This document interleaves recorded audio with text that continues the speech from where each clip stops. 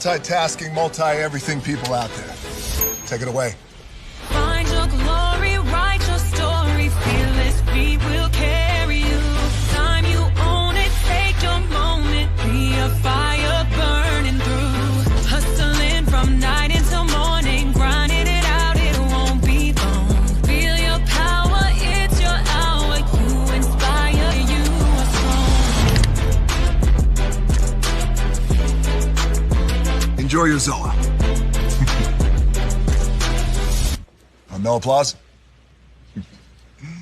You're all fired.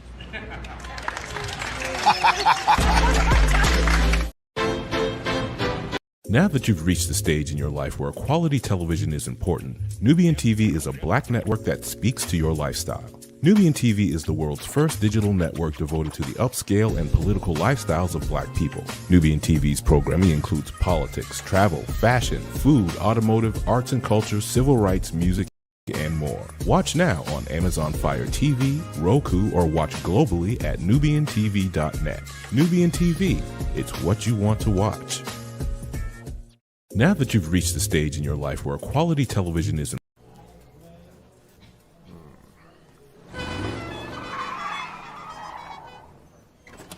Come with me if you want to live a more delicious life. Oh, maybe we should get in the van.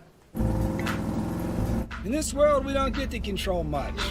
The past, male pattern baldness. What geese? Got one right now. The urge to puff that bubble wrap. But there is one thing we do get to choose every single day: what we eat. Welcome to the Sonic Department of Research and Deliciousment. We have everything you want, didn't know you wanted, and some things you didn't know were possible. Because we believe if you're not having fun, you're not living free. So come on, let's live a little.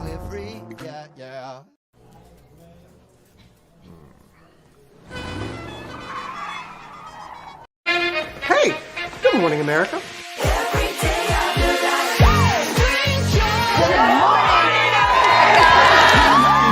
Good morning, America. Good morning, America. Good morning, America. Money! Are you ready? They are ready. Covering the biggest events in the country right now. There's a lot going on here. It's always a good time. That's what the show's about. That's good. Really good. Very good. Coming in hot, Jimmy, coming in hot. It's far from elementary. Oh. Good morning, America. I'm not going to try to strut like Michael or anything. I have known George a long, long time. Have you ever gotten him to dance? Look at that face. You don't just see it, you feel it. I'm in. I'm in. I'm in. I'm in too.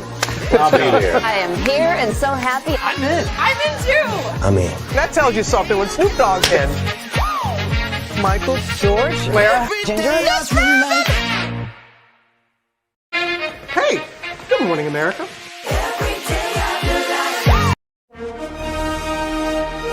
Prepare for a journey beyond imagination,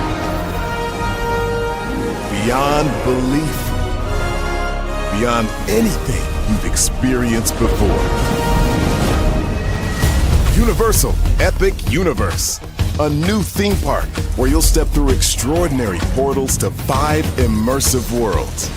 Prepare for a cosmic voyage of discovery, an isle of fire-breathing excitement, a shadowy world of monsters and mystery, new wonders in the wizarding world, and a new way to play. Plus the splendor of a magnificent resort hotel overlooking the park. It's all new excitement at Universal Orlando Resort. A week's worth of vacation thrills with 4 amazing theme parks, a variety of spectacular themed hotels, and incredible dining and entertainment. It's all at Universal Orlando Resort, where you'll find new adventures every day. Explore the astonishing worlds of Universal Epic Universe at Universal Orlando Resort.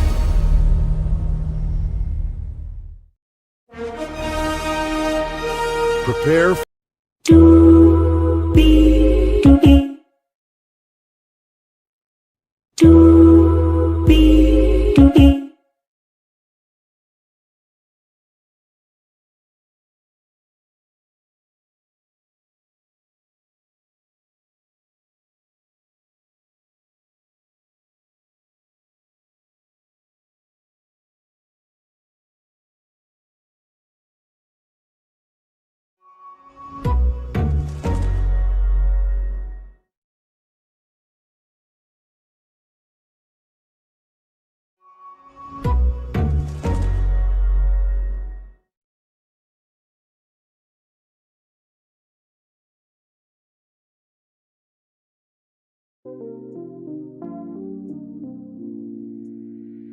Well, hello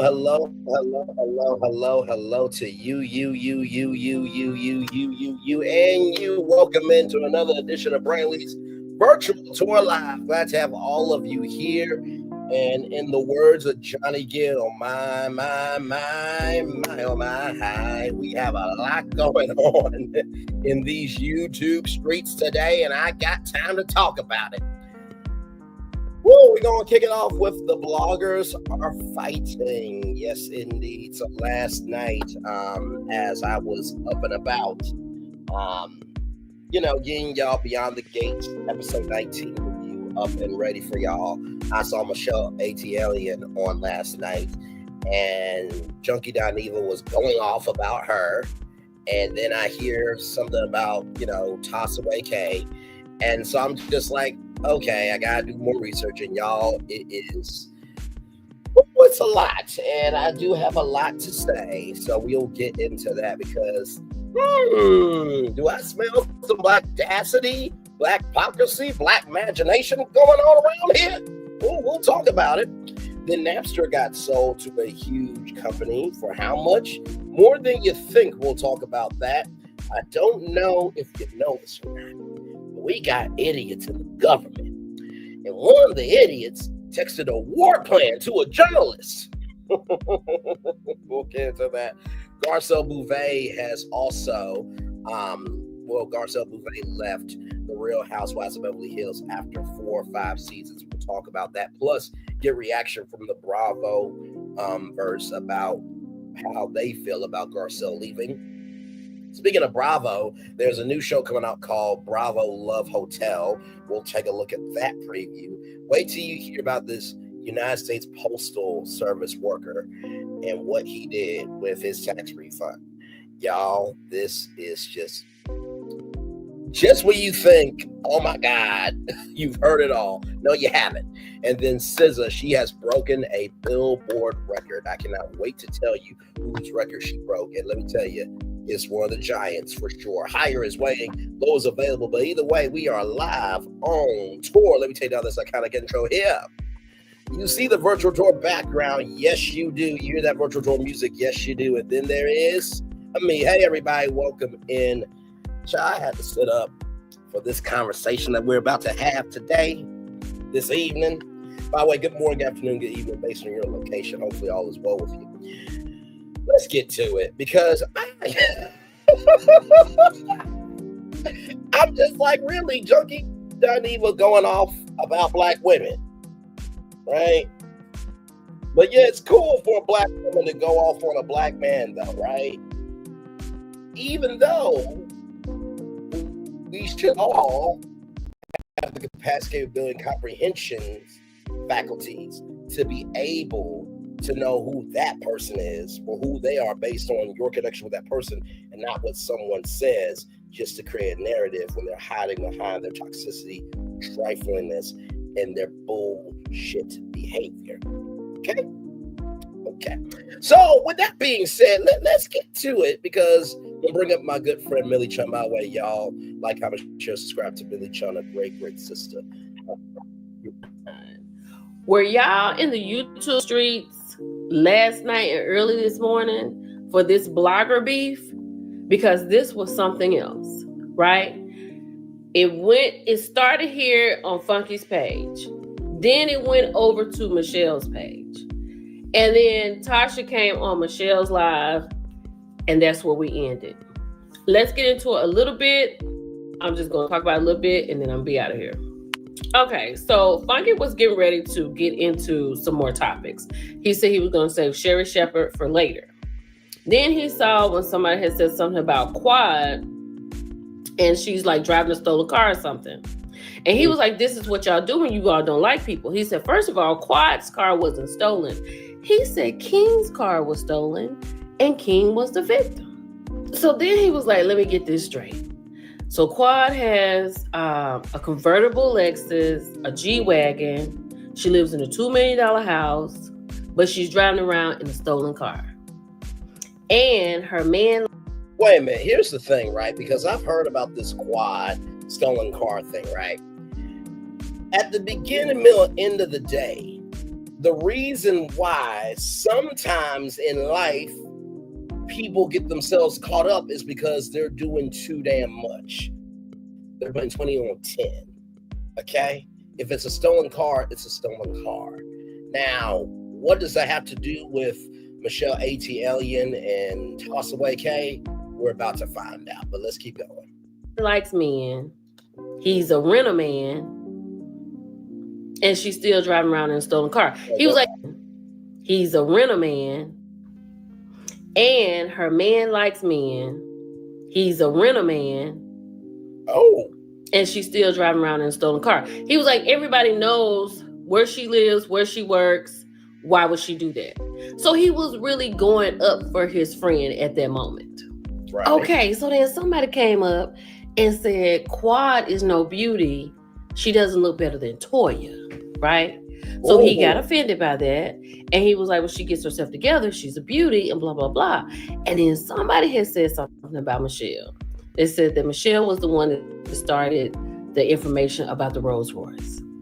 And that's where it began. So then the way it got started is that he said that Michelle had talked to Quad and said that Quad was on the wrong team, meaning being his friend, right? Then he went on to say that Michelle has been holding on to this beef for a decade. And he went to talk about how him and Michelle can eat the same foods, they can be at the same place, they can drive the same cars. She hasn't had the opportunities that he's had. She's been doing this long enough to have these opportunities. And it just kept going from there. So wait a minute. So you're upset that Michelle Atlien put out a factual, actual, smactual story, right? And you're also upset about a human being having a difference of opinion than you? Really? Really? You do realize you do not hold the keys to Quad being friends with anybody, right? And I guess this is where I get a little frustrated. Who in their right damn minds made any one of us anybody's mama or daddy? That's where I get confused with. Because I'm just like, are y'all really surprised by Junkie Diniva's behavior? Do y'all not remember when he called out Chloe Bailey and saying this, that, and the third? Y'all, when a person shows you who they are, believe them the first time. This is based on jealousy. What in the flying hell does you and Michelle Atlien having to be able to eat the same food, go to the same place, get the same opportunities? Because the gag is, the last opportunity we heard was Fox Soul. And that shit got shut down.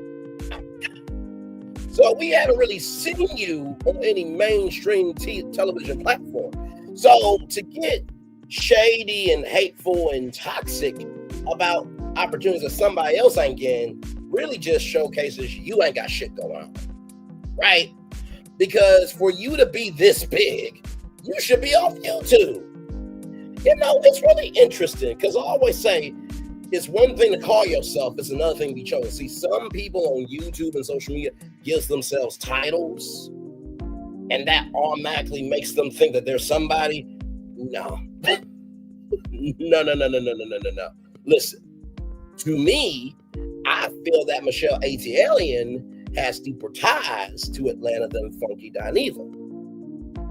I mean, honestly, she Michelle Atlien knows Nene Leakes. She knows Candy. She knows the squad at Bravo. And here's the thing, too. Not every opportunity is our business to know. Maybe she's had opportunities, but she's turned them down because she understands her worth is non-negotiable. See, when you get into other people's bags, it just goes to show the bags you don't have. Because honestly, to tell you the truth, Funky Dineva should have been terminated off of YouTube. But you know what's probably going to happen?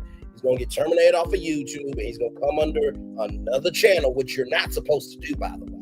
You're not supposed to do that at all. And there's probably some people from the junkie bunch trying to DM other people, trying to ruin Michelle Atlien's character. And here's the gag, right? If you know that person one-on-one for y'all connection, how about you use your faculties, your comprehension skills, and the energy that you have to want to drag them down? Have that same energy to have the conversation with. Unless you just want to do wrong just so you can be a part of the conversation. Because that's what this is sounding like. It sounded like a lot of jealousy, a lot of envy, a lot of hate going on here. So let's keep going. And then Funky Dineva said that he owns Michelle Brown because he lives like literally rent-free in her head. Because she talks about him and 80% of her videos are about him on her page. So if you want to catch the quad stuff is about at the hour mark, the Michelle Brown. Hang on. Are we really doing this? Okay, let's do it. Let's do it. Because let's do a live content tab comparison. I don't mind doing it. And this is how you really know who's a real content creator, who ain't. So let's talk about it.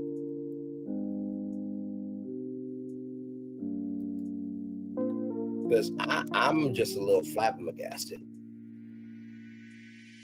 So I'm going to pull up her channel, right?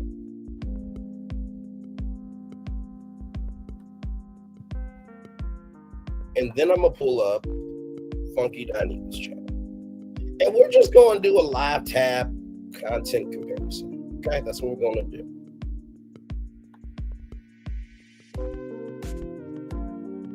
Okay. All right. And then Michelle Atlien. Okay. So here is Michelle Atlien's, right here. Okay. So you see Quad, you see Roa, you see Dr. Heavenly. So that's Married to Medicine. You see T.S. Madison. So show me where Wendy Williams, Nene Leakes on Tamron Hall. You got Justin Bieber there. So to me, it looks like Michelle Atlien covers other content. Right there, she talks about, she got a facelift there. Big Meech got released. 47 there. Celebrity Halloween. Rip Wanda Smith. So it looks like she has talked about the stuff. Shannon Sharp, of course, right there. We all remember that one. Her birthday there. So it looks like Michelle Atlien covers other stuff, right? And then here is Funky Dineva. Okay, so as I see here, there's a bunch of Funky Dineva lives here, but you can't really tell what the topics are, right? Because it just says Funky Dineva and the date, right? Now, as a consumer, right? For me, if I'm looking for content, then I need to be able to know what's going on. So one noticeable difference that I'm seeing, and this is live in real time, if we look at Michelle Atlien's page, you see, at least you know what the topic is, right? You know what the topic is. So based on that topic, it's going to either draw you in or close you out. But with Funky Dineva here, it's just Funky Dineva Live. So you actually have to click the live in order to know what's going on. I mean, you can see some of the topics here and there. I guess the thing with me is that shouldn't there be room for everybody? And like I said, I don't believe that it's right for a woman to tell somebody to, how can I put this? I don't believe it's right for a woman to say what somebody's job is or is not, how many subscribers they got, making fun of a disability, this, that, the third, around the world, I. Just like it's not right for a man to drag a woman. The problem is, there are some people in life that rather will have destruction in their life than construction in their life. And that's Funky Dineva. I am not surprised by this behavior. For some odd reason, to have, now this is just me talking here, my opinion. You saw the thumbnail, you know my voice and Demi, you know I hear. To have 446 subscribers, right? 446,000 subscribers, excuse me. Compared to Michelle Atlien, who has 118,000 subscribers, it really seems like you really are not on your square about shit. Because somebody who's about their shit would be executing their energy. That's just me. Let's go back to Millichun here. Here we go. Round stuff is at the hour, 8 minute and 43 second mark. And now we're going to get into the Tasha K stuff. That's at the hour, 24 minutes and 51 second mark. Let's get into it. Then in these moments, he said, Tasha K, the next time I see you, I'm going to slap the SHIT out of you. I'm going to throw up my set, and then I'm going to tussle with your husband. Like, those are his words without spelling. So Funky Dineva feels like Tasha K plays in his face and pretends like she wants to be his friend. He said they were at an event. He walked in, he spoke to everybody, including Tasha, and she went and got a chair and she came and sat next to him. And he said, Tasha, I don't want to talk to you. I don't want nothing to do with you. So he said that she was like, I'm going to hug you and I'm going to keep hugging you until we can talk or whatever. Okay, let's go back. Because I'm breaking this down live in real time here. He said they were at an event. He walked in, he spoke to everybody, including Tasha, and she went and got a chair and she came and sat next to him. And he said, Tasha, I don't want to talk to you. I don't want nothing to do with you. So he said that she was like, I'm going to hug you and I'm going to keep hugging you until we can talk or whatever. So pause. So you go to this event, right? And most of the time when you're going to events or conferences or seminars or summits or, meetups, squad ups, whatever the hell. It's usually, basically in the industry, you may have some outsiders, friends and family, but, everybody knows the game, right? So Funky Dineva said, hey, to Tasha K. And, then Tasha K pulled up a chair next to Funky. And Funky said that I don't want to speak to you. Now, you said hey to everybody, including Tasha, which you could say that you were just trying to do the right thing. However, after she was hugging you and kept hugging you rather until y'all wanted to talk, how did that go from that to the next time I'm going to slap you and tussle with your husband? Because if you really didn't want to deal with her, you should not have said hi to her. Like I said, I'm just an outsider looking in. Let's keep going. And he said that on the strength of Tasha, he wants to tussle with her husband. He's done with her. So after that, Michelle had gone live. So when Michelle had gone live, Michelle had gone in archives. She pulled up video from the house that she used to rent to Funky Dineva. She listened to his whole live up until the Tasha K part.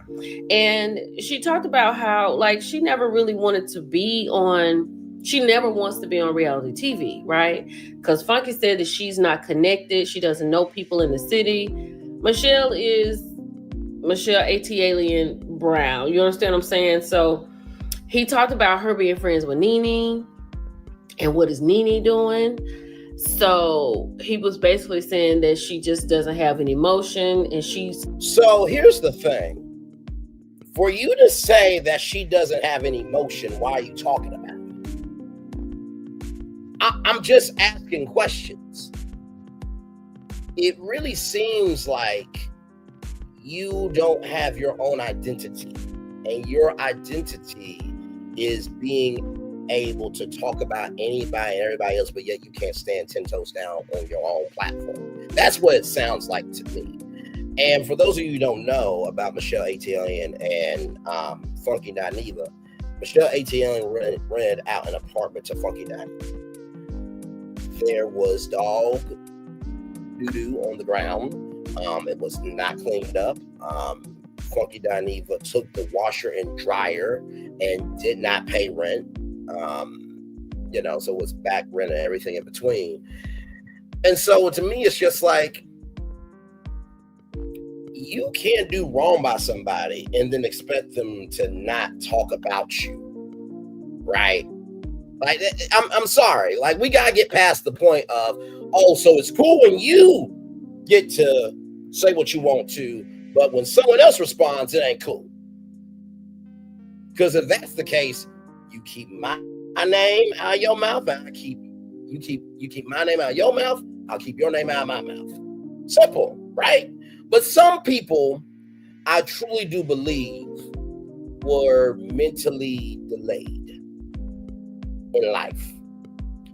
And because no one ever loved them as a child, because no one embraces them as an adult, and because they probably got more behind them, and because they're closer to the grave to die than at the cradle to start life, they don't know what to do.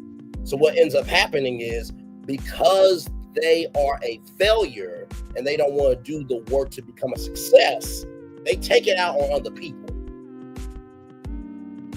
That's it. That's it. And here's the thing, right? Talking about celebrating downfalls and stuff. At the beginning, middle, end of the day,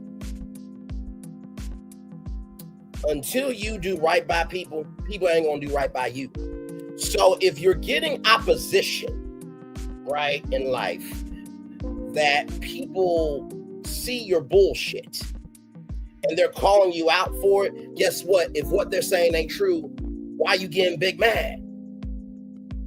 You should be big enough to be able to throw down your opinion and take in the good and the bad. Because here's the thing, everything's in the eye of the beholder. Just because you're holier than thou doesn't mean that you don't have hellish tendencies. And some people do. Some people do. They do. And it's mind-boggling to me with this situation, right? For someone who does not matter to you, your actions are really showing that you're bothered. And not to mention, you do realize what this does, right? You talking about Michelle Atlien and the connection she doesn't have and this, that, and the third. She also's got the right to talk about you now. So now it's a back and forth that's really unnecessary, because here's the gag. Where you're at and where she at are two completely different things. Spaces, entities, what have you. I've been saying for a while now, just because you want that door to open doesn't mean that's the door you need to walk through. It is absolutely Michelle Atlien's right, just like it's Funky Diniva's right, just like it's Tossaway K's life. Tossaway K's right to reject opportunities, because not everything is good. Not every opportunity is a good opportunity. And it just sounds like a lot of jealousy. It sounds like Funky Diniva really doesn't have the mental faculties, capabilities, and really the coof to be able to be a solution, because they want to walk around as a problem. Let's keep going. Gonna just do this because she hasn't seized her moment. I'm paraphrasing. So after all of that conversation, Tasha K comes in the live. Tasha K comes up. Now I will say this. It just, somebody was like, they don't believe Tasha K.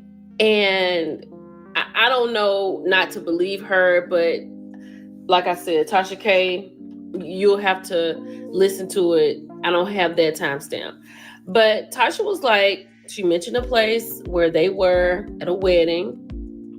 She said she went and talked to him. He said he didn't want to talk to her. She said she's not worried because Michelle said, did you get a temporary restraining order? She said, I'm not worried about him. He cannot get near me. Pause for a second. If somebody feels that their life is threatened, they have every right to protect themselves. And if you are consistently dragging them in lies, if you're dragging them on your other social media platforms, if you are trying to do things behind the scenes to make their life bad, if you're talking about their children, this, that, and the third, they got the right to get a restraining order. Because here's the thing. A lot of people think that it has to be physical in order for it to be a restraining order. No. There's a thing called oxing. There's a thing called cyberbullying. And so you feel, because you have your persona, that you can just do what you want to do. No. Because what ends up happening is this. It's always I don't care energy until it happens to you. Right? So if you are for anybody talking about somebody's children, making fun of somebody's disability, talking about their job, if they have one or not, their subscriber count, whatever the hell, if you support that energy, that says a lot to me about you. Because this is why I've come to realize a lot of people will accept bullshit on social media that they would never accept from their family and friends in real life. Let's keep it a buck. Some of y'all say, we shouldn't support toxicity, but yet you do it anyway on social media.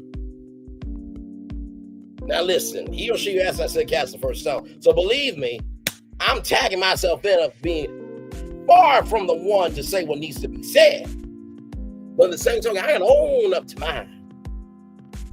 I think that's what's happening here. I think that Funky Diniva has never really owned up to his shit because he's never had a space where he's had to be humbled to own up to his shit.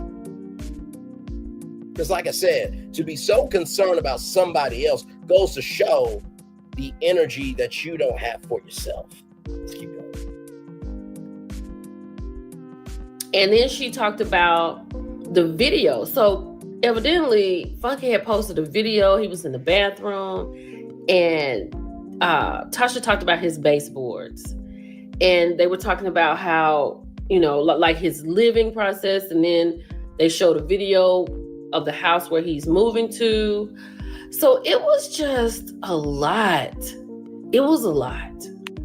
Michelle did say in 2016, she had to garnish Funky Diniva's sister circle check because of the money that he owed her when he moved out of her house. It was a lot of tea.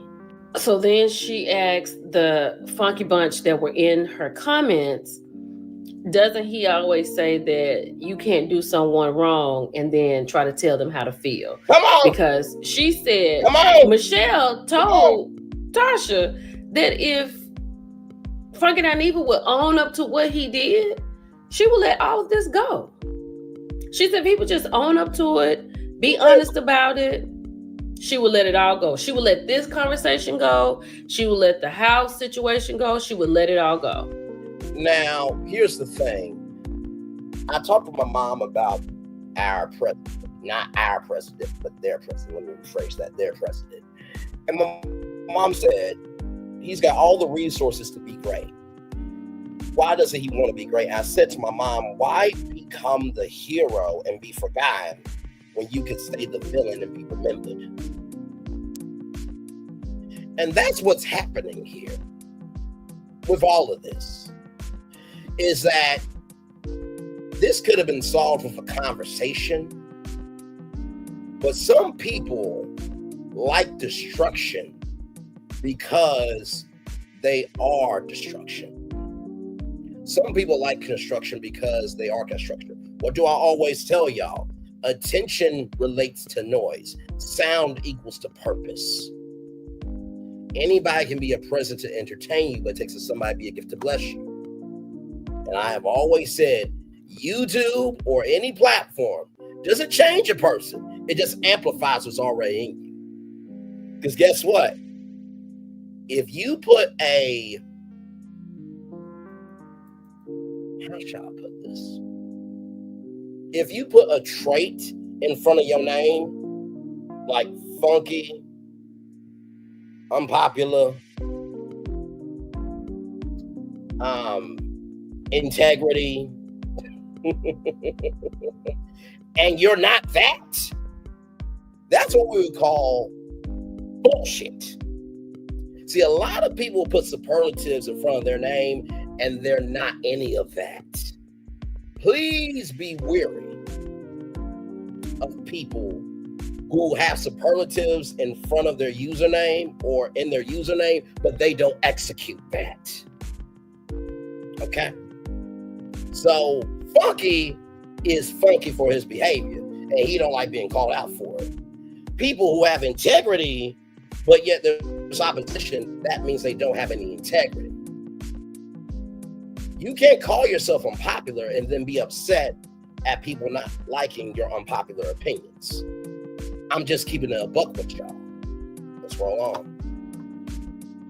But due to the fact she feels like he has not taken accountability, this is where we are. So then Michelle had pulled up the house where I think he lives, right? And Tasha said that she thought that he had bought the house, but they're saying he didn't buy the house. But I'm gonna let you listen to a little of Tasha, and then we're gonna get out of here.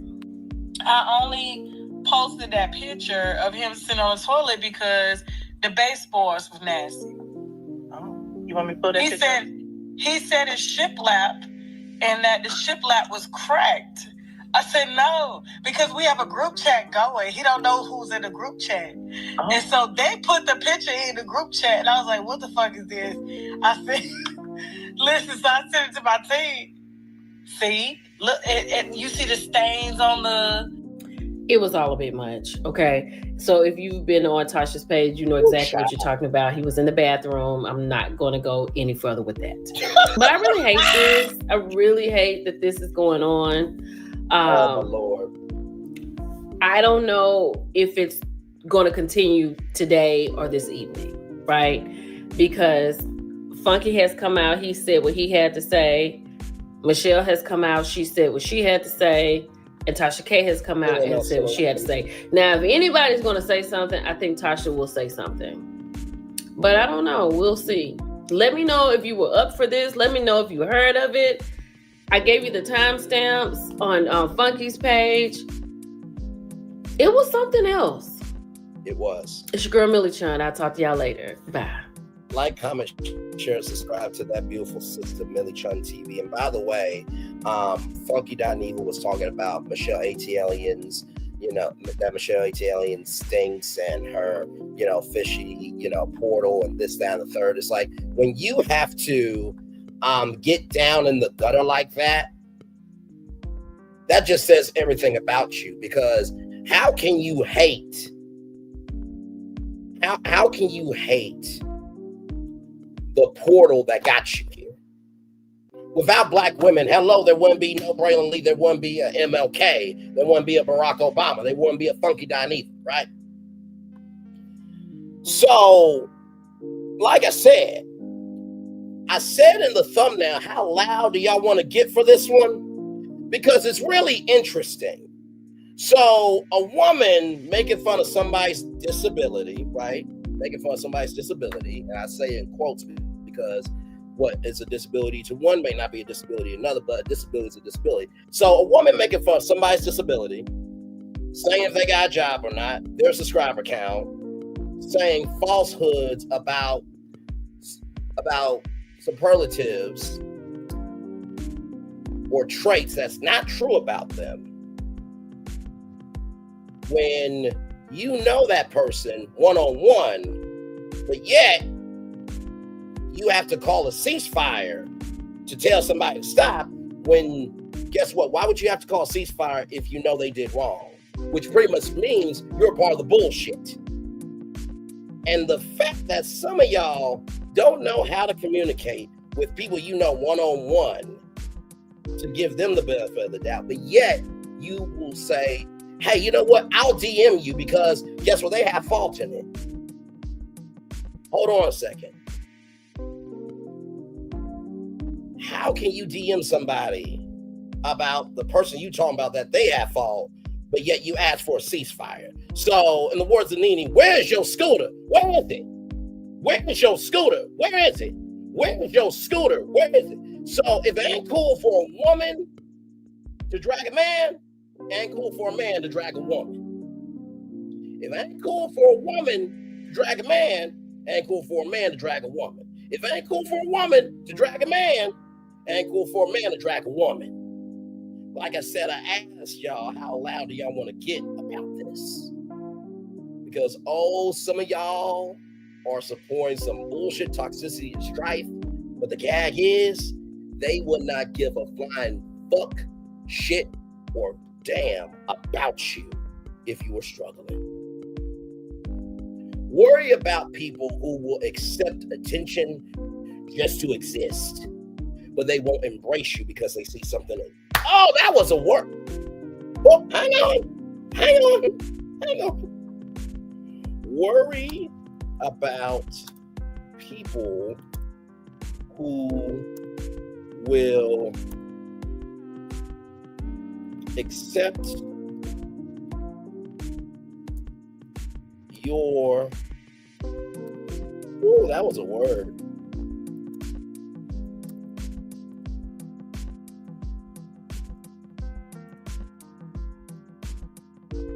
Embrace you for who you are because they see something in you. Braylon Lee. That was a word.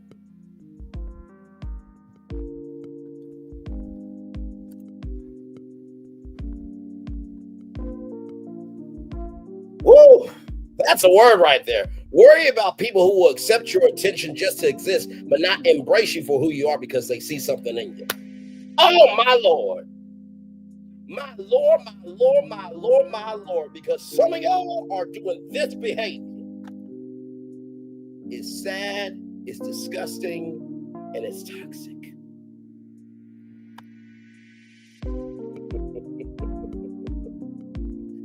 You know, hurricanes are very powerful.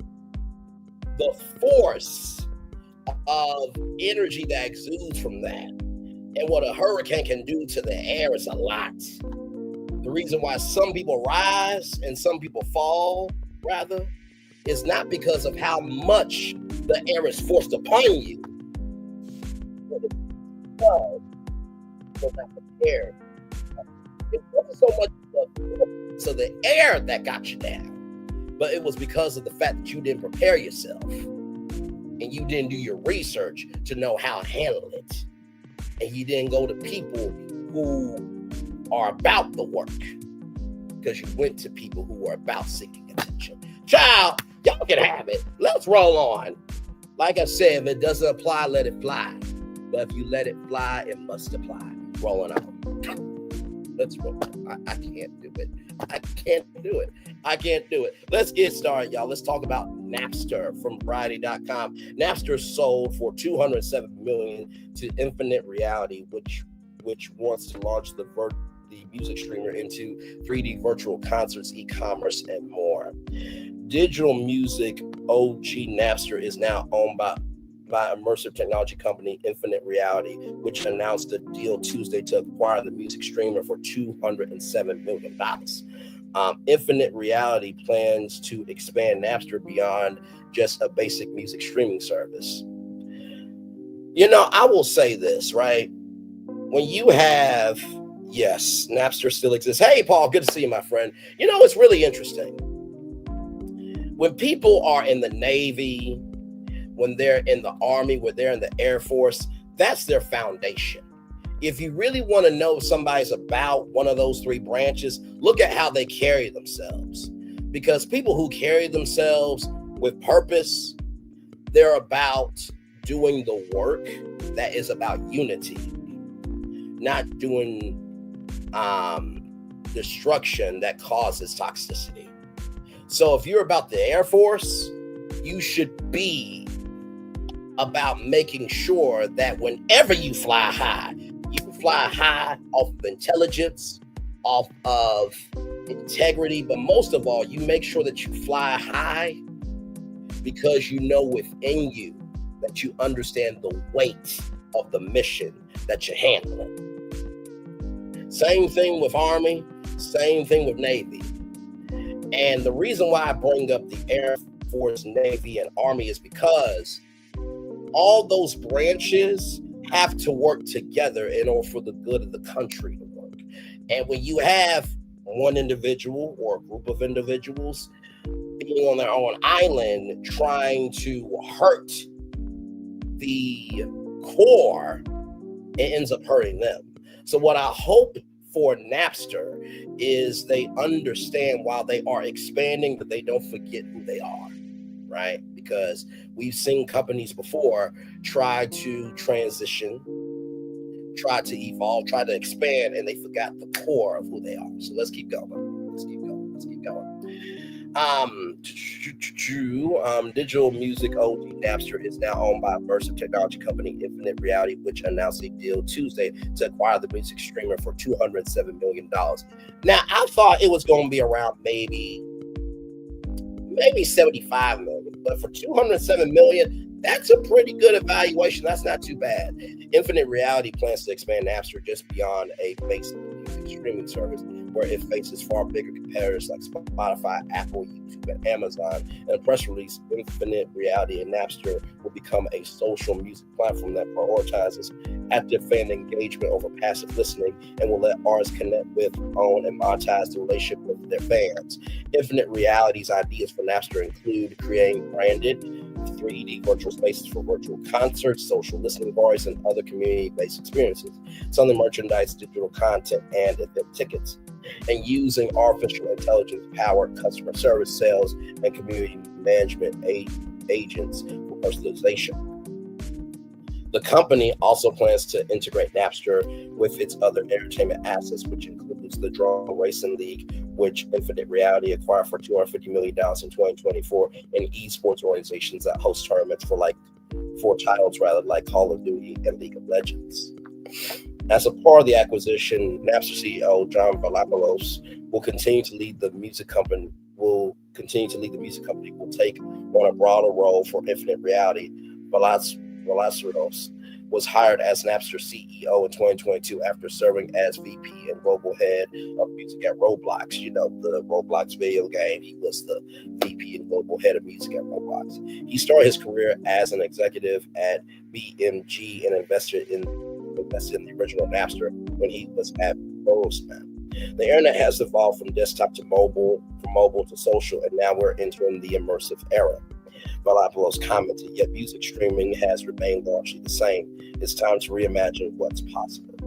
Infinite Reality bought Napster from HiveMind Capital Partners and blockchain and cryptocurrency company Atlien, which had acquired the music streamer in May of 2022. Napster launched in 1999, or to use Prince's words, in 1999, as a peer-to-peer file sharing service, becoming a poster child for privacy.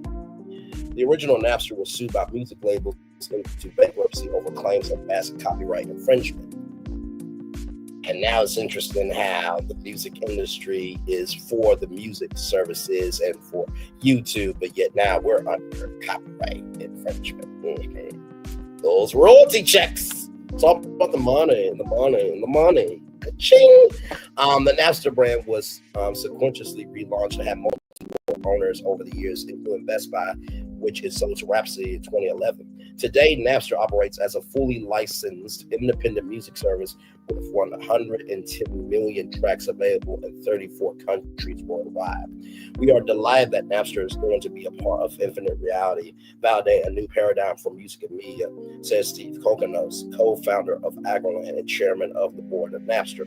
We always believed in John's long-held vision and experience from Roblox that the next frontier of digital music and superfan experiences would be more immersive, social, and more shoppable. Infinite Reality, founded in 2019, announced in January that it raised $3 billion at a $12.25 billion evaluation. The company's investors include RS Ventures, Liberty Media, Lux Capital, Lear, Hip2, MGM, T-Mobile Ventures, Portside, VC, Venture Capital, Exor, TerraCap, IAC, and Live Nation, as well as Steve Aoki, one of the biggest DJs in the world, Imagine Dragons, which is a huge band, NBA player, Rudy Gord, and protest player Taylor Fritz.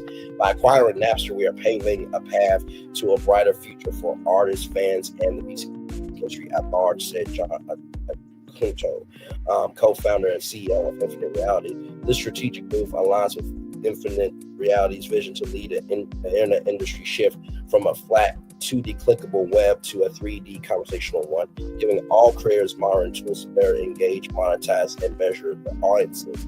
LionTree served as the exclusive financial advisor to Napster in the sale to Infinite Reality. Well, this is very interesting. This is very interesting because, to me, you got Napster, you have Apple Music, iTunes, you have Spotify, and most of these music streaming services are diversifying. You have video podcasts now from Spotify. And of course, there was the social audio craze like Clubhouse, which Paul and me are on weeknights at 10 Central, only on Clubhouse with the RX Collab.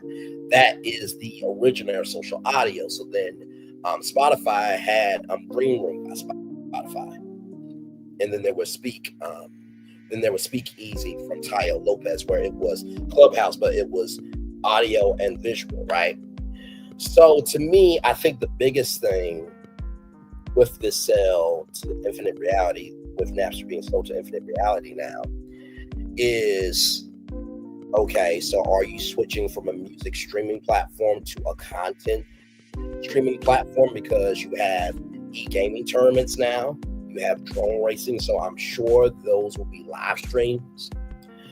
I'm sure that you guys will probably have some, DJs doing live streams using Napster's catalog, right?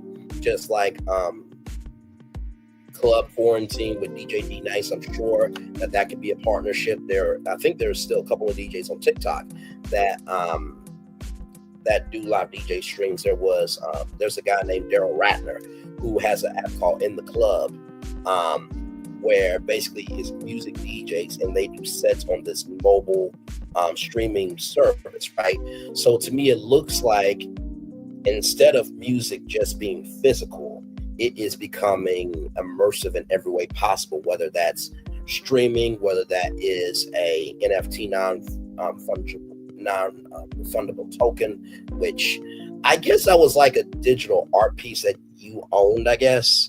It was still a little bit confusing than crypto. I still don't understand that. But it seems like Napster is trying to evolve from a music streaming service to a content streaming service and basically being a media company. There's not really a media company for the people, of the people, and by the people. I think that Napster has a long way to go. And I look forward to seeing what can be from this. So, yes, indeed. Speaking of things being exchanged. Y'all ready for this? Let's get to it. Make it do what it do. From Variety.com, 47th Defense Secretary accidentally texted war plans to the Atlantic. But this is who everyone else voted for. This is real. From Variety.com, let's get to it. I didn't think it could be real, editor says. Oh, my Lord Jesus. Peter Hedge, who was also on Fox News, by the way, President 47th Secretary of Defense, inadvertently included the top editor of The Atlantic in a Sentinel text chat group revealing the U.S. attack plans on Houthi rebels in Yemen earlier this month, according to the magazine.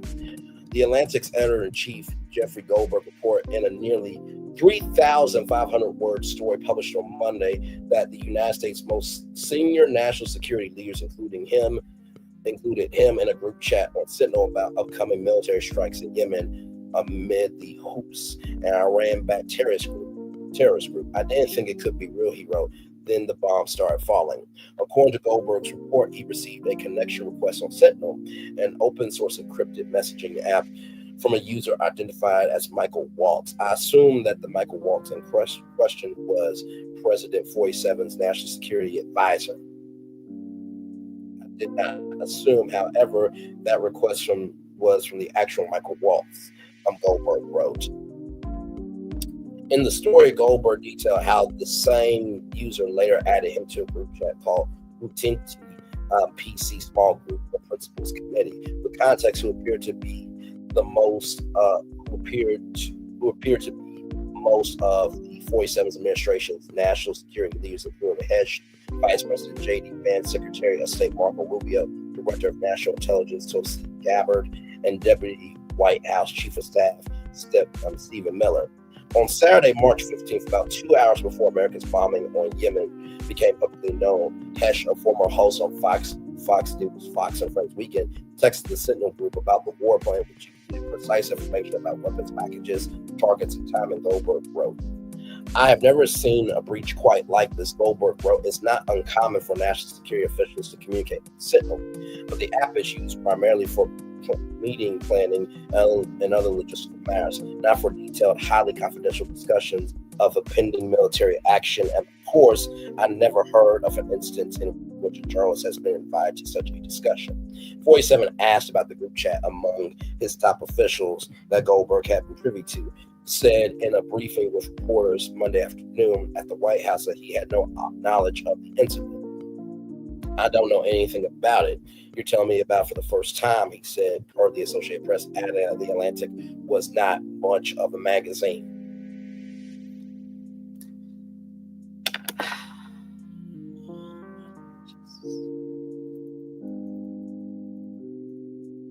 You know, it never ceases to amaze me, right? For those of you who don't know, he banned the Associated Press because they wouldn't call the Gulf of Mexico, which is the correct name, the Gulf of America. And then he disbanded Voice of America because of some questions that they asked. And it's so crazy to me that this so-called president is more upset or has a feeling, or is feeling a way, rather, to put it in the correct terminology, about a media platform than his, let's go back,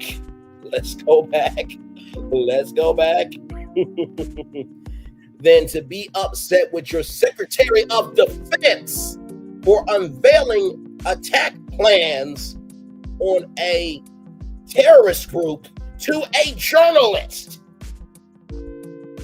So you're big mad at the Atlantic for existing, but not your Secretary of Defense. I just can't do it. I simply cannot do it. I'm flabbergasted at this.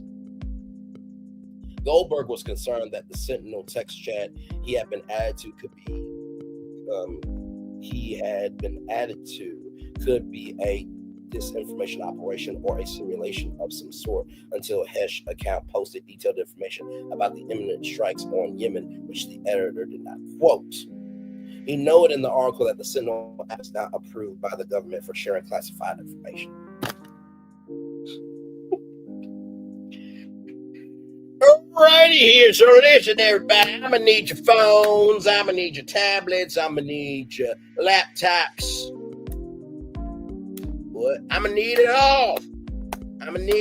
We're gonna have to do a deep scan of your technology because somebody in this room here doesn't know how to use technology.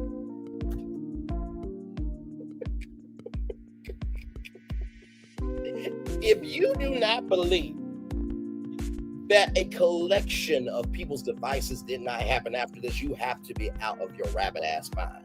You have to be out of your rabbit ass mind if you don't believe that there was not a collection. But then again, President 47 is in charge, so maybe he was like, look, listen, I know Pete was trying to be modern, I'm still kind of old school, I'm that old school, I don't, know what the frosting is, So, listen, I know he was trying to be hip, he was trying to be cool, he was trying to be with the in crowd, so, listen, this is the first time I'm hearing of it. I genuinely believe that we should give him a shot, to fix his mistakes, God forbid, I'm a felon and somehow I got in. So if I can be given grace through the Lord Jesus Christ, why can't he? What does Braylon Lee say all the time on Virtual Tour Live? Braylon Lee's Virtual Tour Live, excuse me. He's a good black. He's a good black. He's a good black.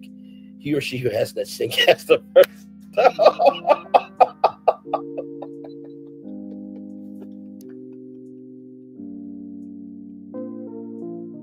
Let's roll on. Hedge had texted to the Sentinel group that the discussion about the military operation in Yemen was secure, according to Goldberg. Secretary ran the chat. We are currently clean on OPSEC, which is jargon for operational security. According to The Atlantic, the veracity of the messenger group was confirmed by Brian Hughes, a spokesperson or a spokesman for the National Security Council. This appears to be authentic message chain. We are reviewing how an inverted number was added to the chain. Hughes wrote in a statement, the thread is the demonstration of the deep and thoughtful policy coordination between senior officials. The ongoing success of the Houthi operation demonstrates that there were no threats to troops or national security. Leading up to the 2016 U.S. presidential election and afterward, 47 other Republicans attacked Hillary Clinton for using a private email server in her home for official communications when she was Secretary of State under President Obama. Indeed, 47 had demanded she be in prison over the matter, leading to Chancellor lock her up at his rallies. Clinton was cleared of wrongdoing by the FBI. On Monday, Clinton posted an image of the Atlantic story on Facebook with the comment with the googly eye emoji. You've got to be kidding me. And, I think that this is some sweet justice. I mean, really, it's some sweet justice. So you're a convicted felon, right? I saw recently that you got 4,000 lawsuits. You got to pay a woman $88 million for being convicted of SZA. And you sued ABC News because they said that you raped this woman in a New York changing room. And although that did not happen, a U.S. federal judge said that the claims for her saying that she felt that she was raped was substantially true. That was what a U.S. federal judge said. And then shout out to Pharaoh Cousins from Ring of Fire and Fair and Balanced. He said that there was a clip between the Associated Press and the press secretary about tariffs. And so Sean Hannity edited that clip to cut out what the Associated Press said and air what the press secretary said. And the reason why I'm bringing this up is because President 47 is suing CBS for $10 billion. Because he believes that CBS edited a 60 Minutes interview with Kamala Harris. That's what we're doing. Okay. With Kamala Harris, right? And so he believes that they edited that Kamala Harris interview to make him look less intelligent. Bruh, really? Really? So Sean Hannity edited footage. So should Sean Hannity and Fox News be sued? Oh, wait, y'all got sued by Smartmatic, right? Okay. All right. I'm just a little confused here.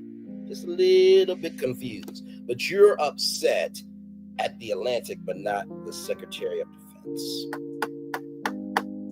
Are y'all happy with y'all vote? Not us. I'm just asking everybody else who vote for the dumb fuck. Are y'all happy? Because this is the results of what y'all elected. Okay. So we're gonna take a little commercial break, and when we come back, we got Garcelle Beauvais, we got Bravo, we got the United States Postal Service, and we got SZA. I cannot wait till we get to SZA because she broke an artist Billboard record. I cannot tell you the artist as of yet, but it is one of the biggest artists of all time. We got a lot more tour to go on. Like, comment, share, subscribe. We are live on tour. Like, comment, share, subscribe. We'll be back right after this. Roll it.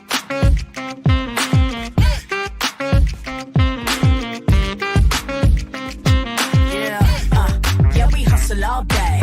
Yeah, we're working, let me play.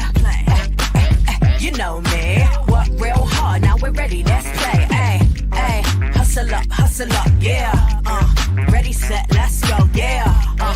Hustle up, yeah. Ready, set, let's go. Turn it up, turn it up, turn it up, turn it up a little louder.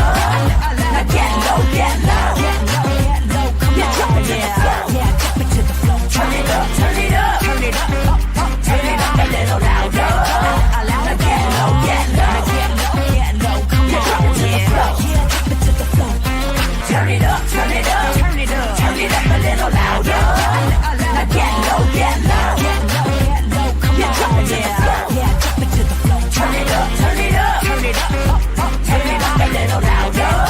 Now get low, come on, yeah. Drop it to the floor. Turn it up, turn it up, turn it up, turn it up a little louder.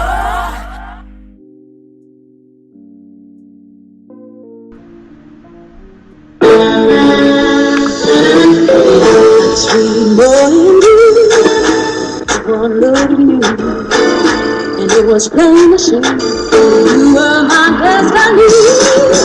God, you are found. I come from nothing.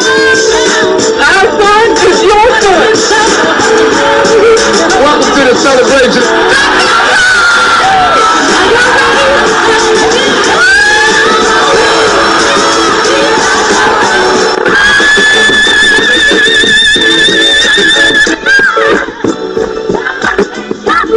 We all we got.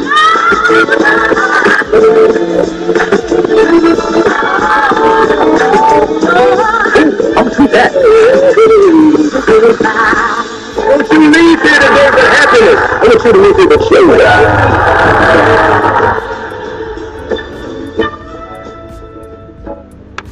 Power 923 Jams and the Arkansas Minority Health Commission encourages you to take the COVID-19 vaccine to help keep you and your loved ones safe. Involved in our community, the People Station, Power 923 Jams. KIPR Pine Bluff, Little Rock, KFOG, Little Rock, a Cumulus media station. And now, back to the jams. Hip-hop. Drake. Girls want girls where I'm from. Yeah, well, girls want girls where I'm R&B. J. Howell. Just 'cause I love you and you love me. And now, bumping back-to-back continuous music with another fresh new jam. Heard here first on the People Station, Power 923 Jams. Power 923 Jams. Prepare for a journey beyond imagination, beyond belief, beyond anything you've experienced before. Universal Epic Universe, a new theme park where you'll step through extraordinary portals to 5 immersive worlds. Prepare for a cosmic voyage of discovery. An isle of fire-breathing excitement. A shadowy world of monsters and mystery. New wonders in the wizarding world. And a new way to play.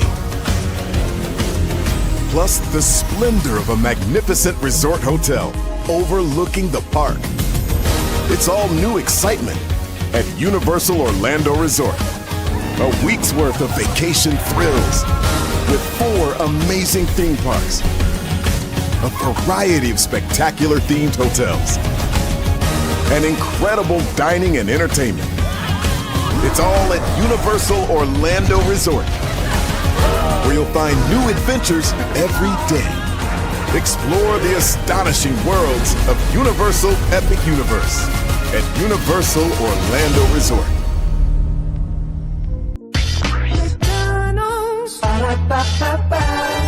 I'm loving it. All right, back. Welcome back into Brayley's Virtual Tour Live. Glad to have all you here. We kicked off the show by talking about Junkie Diniva, Michelle Atlien, and Tossaway K, and what's going on with them. And, you know, just saying, listen, if it ain't cool for women to call out men and make fun of them and this, that, and the third, it ain't cool for a man to do the same thing to a woman. And if we want fairness, it's got to be across the board, not just be selective. Just because you want to support wrong when you know that person for yourself. Then we talked about Napster. They got sold for $207 million at Infinite Reality there. And we just got done talking about Peter Hesh, who texted war plans about an Iran terrorist group to a journalist, but not just any journalist, the editor of The Atlantic in the Sentinel text group. Now, I wanted to bring this up real quick here from the Jasmine Crockett here. Check this out here.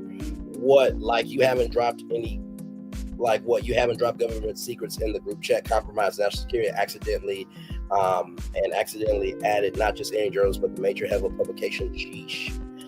As Representative Jasmine Crockett perfectly put, maybe some DEI definitely earned it in this case, could handle the woefully underqualified Peter Hesh. This man oversees our military, but can't even text secrets properly. So this is what Jasmine Crockett said. So we thinking, oh, Pete was drunk or the job or what? It would be funny. It definitely wasn't scary. Maybe we need to hire some DEI, definitely earned it hires to get this shit together because the incompetence is overwhelmingly problematic. And if you don't believe me, just pretend it was Biden or Obama that did this. What would you say then? And I think Jasmine Crockett is right on point. Because if this was Barack Obama or Joe Biden or any Democrat, there would be a field day. Now, I'm going to need these so-called Republicans to step up. But I forgot, if you can't call out somebody who had to pay $88 million for, you know, a SA lawsuit, and somebody who utilized campaign funds to pay off a sex worker and who sows hate, racism, and discord, then why would we expect y'all to step up over government secrets? That also reflects on y'all and how stupid y'all party is, right? But hey, what do I know though, right? I'm just a black man talking on YouTube. That's it. Let's roll on, everybody. More of Brayley's Virtual Tour Live coming up right from the space right here, right now. Garcelle Beauvais exits the Real Housewives of Beverly Hills after 5 seasons. Andy Coleman says, I can come back anytime. Garcelle Beauvais is leaving the Real Housewives of Beverly Hills after 5 seasons.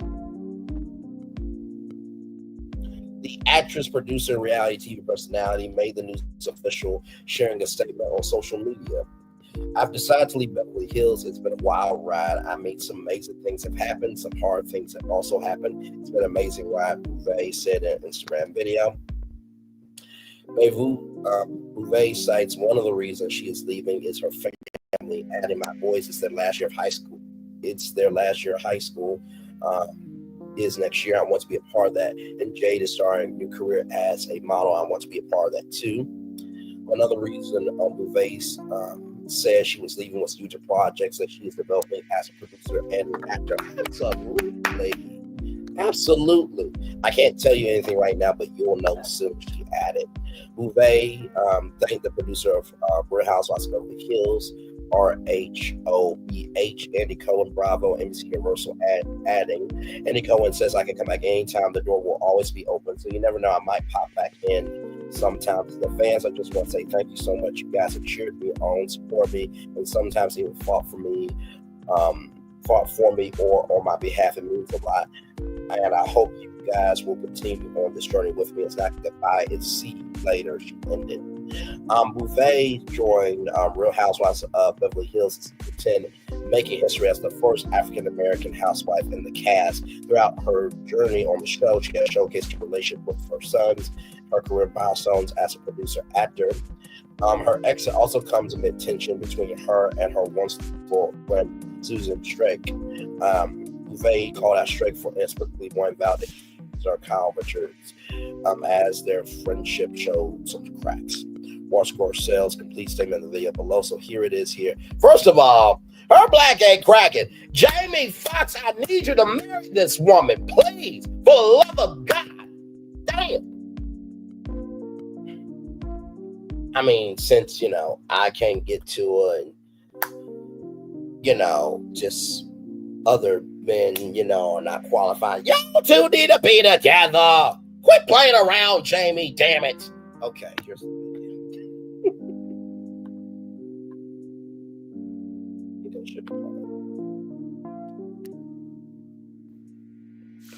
Hey guys, so I have some news.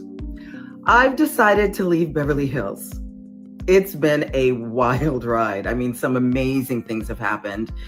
And some hard things have also happened, but it's been a ride nevertheless. One of the reasons why I'm leaving is my family, my boys. Their last year of high school is next year, and I want to be a part of that. And Jade is starting a new career, and I want to be a part of that too. And secondly, I have the most exciting projects that I am developing, producing, and acting in. I can't tell you anything right now, but you'll know soon. I just want to say thank you to Andy Cohen, to Bravo, NBC Universal, Evolution, 32 Flavors, the producers, the crew, and of course the ladies. Andy Cohen says I can come back anytime. The door will always be open. So you never know, I might pop back in sometime.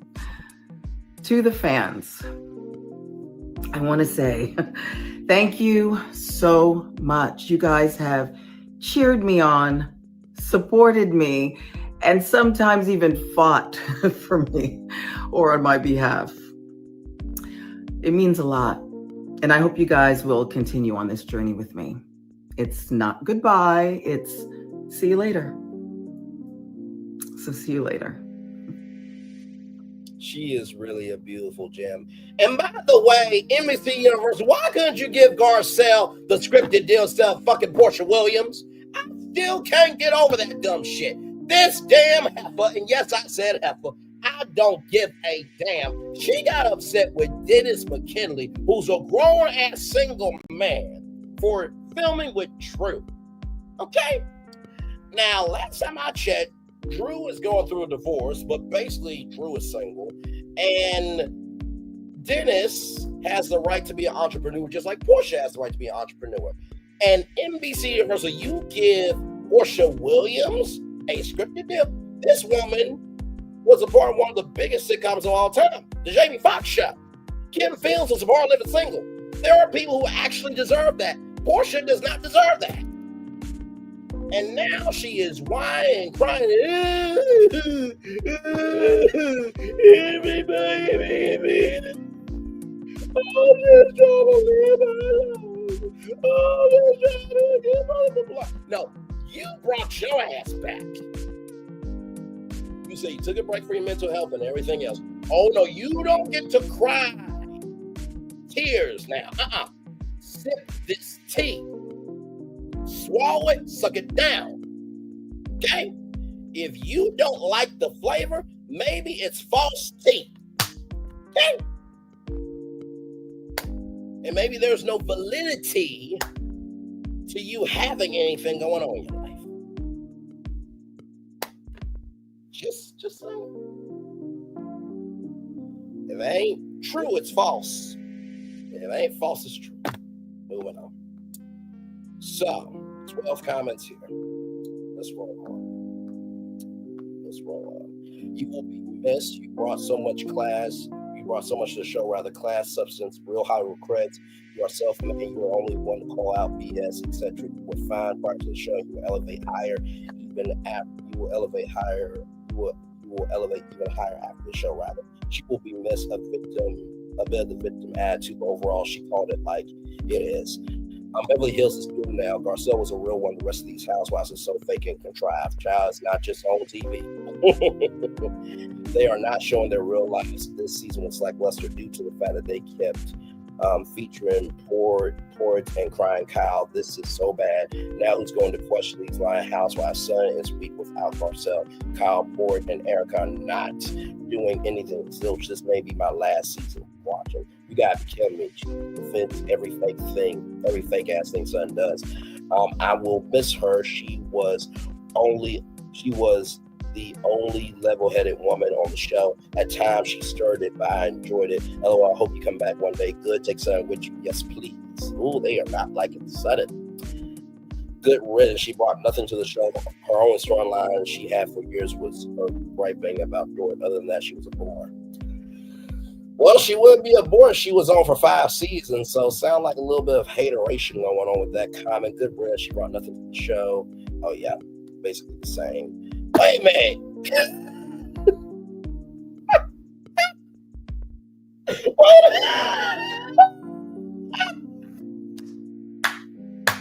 You were so big mad that you posted it twice? Oh, you really ain't got no life. Oh, my Lord. She's the only reason why I started watching Real Housewives of Beverly Hills again. I'm a misser. No, she's the best housewife since Carol. Hilarious. Carol was the worst housewife ever.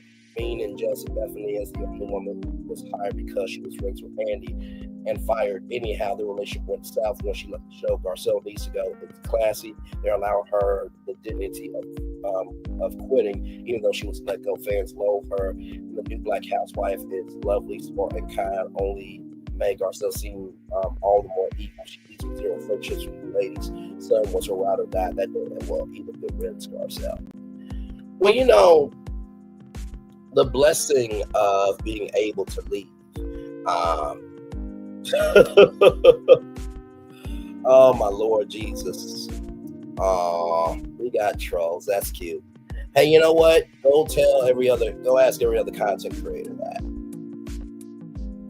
And the reason why that's at the bottom of the screen is because YouTube takes a cut of the money. And obviously this is your first time, so I'm gonna give you love, grace, and space. But like I said before, if you don't know something, just ask. That's it. Just ask. But yeah, that's the real reason why most people have it scrolling at the bottom of the screen, because YouTube takes a cut and Cash App is a direct way to support your favorite content creator. So that's why. And in all the lives I've ever done, I've never asked for a Cash App. Not one. Because my work speaks for myself. So anyway, she will always be fancy. Yes, she will. Hey, Sandra, good to see you, my friend. And like I said, it's crazy to me how people on the outside looking in can say this, that, and the third, but yet they don't have the capacity, build comprehension of brain system from a brain to do a fifth, quarter, or a half of what Garcelle Beauvais has done. Garcelle Beauvais will be fine. She is bigger than Bravo. Okay, listen, if we see Garcelle in a film and we see Portia Williams in a film, everybody will go see Garcelle before Portia Williams. And I said it.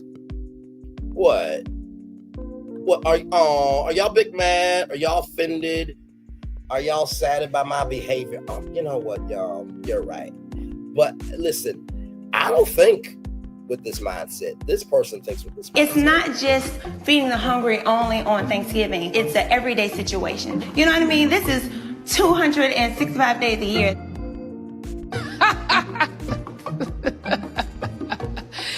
That is funny. 265 days? Where the hell that bitch live at? It's not just feeding the hungry only on Thanksgiving. It's an everyday situation. You know what I mean? This is 265 days a year.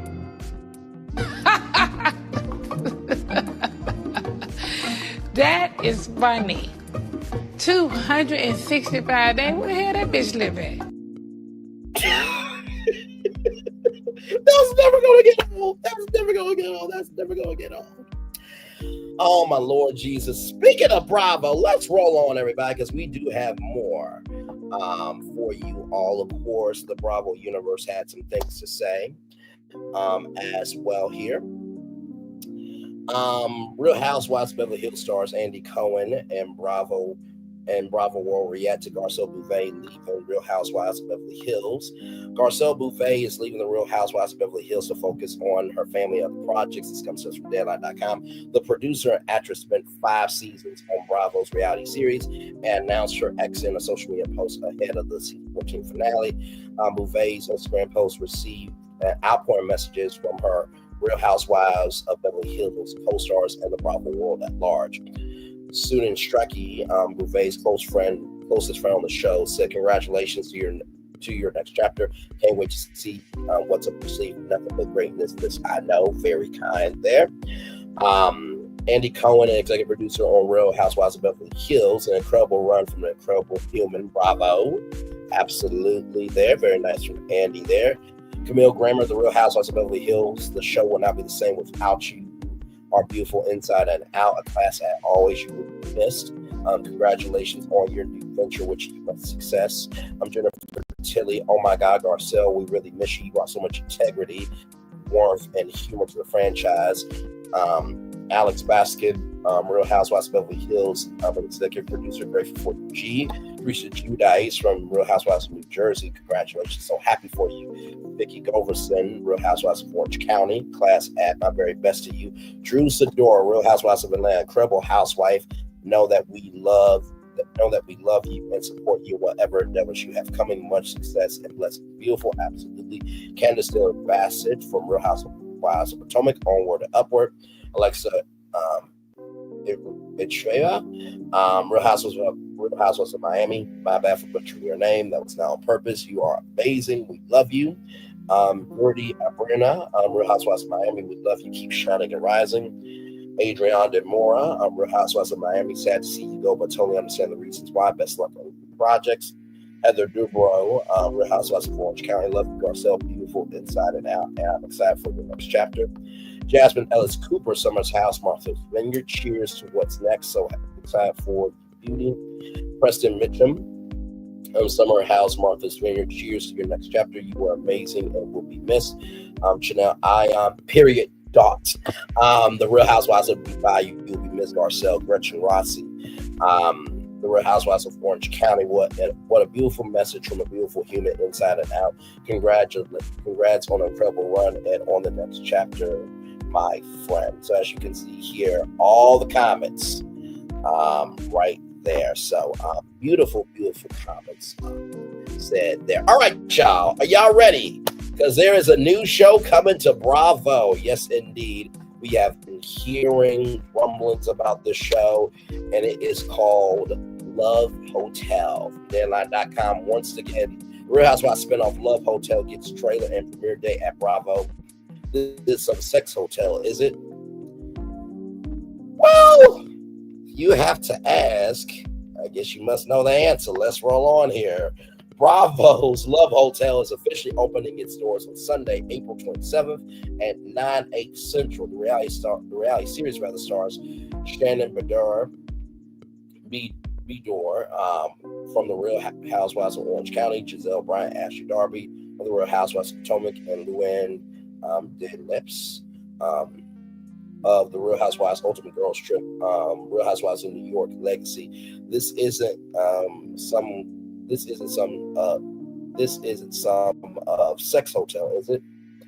Redor asking the trailer for the reality dating series, which you can watch in the video above. We'll watch that here in just a minute. The preview also teases a guest appearance from the Real Housewives of Atlanta star Cynthia Bailey. Joel Kim Booster hosts the show and will be known as the love concierge for the Real Housewives stars. Boudoir, fresh off of a very public and tumultuous breakup, is looking forward to playing the field and having fun, yet also keeping an open heart and mind. Bryant, having just sipped her dars off to college, rather, is now empty nester and ready to make romance her new priority. Preparing for her divorce, Darby is diving back into the dating pool, looking to get over her self-described daddy issues. Well then, will we see Ashton at all? Because we know that Ashley is bi.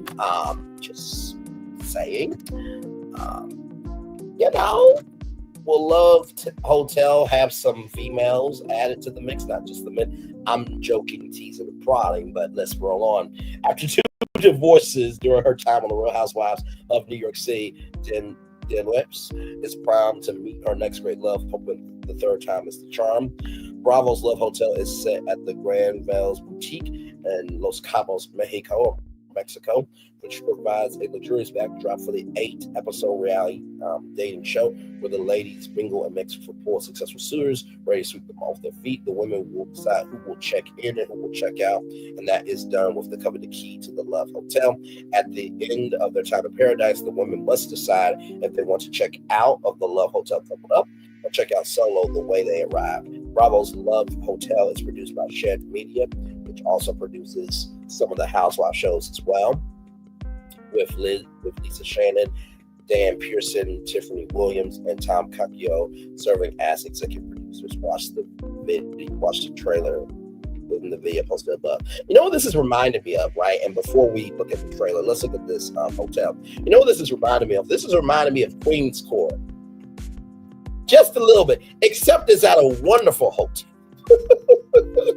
In Los Cabos, Mexico. Okay, then. So, ladies and gentlemen, here is the hotel as I pull it up for you here. On images.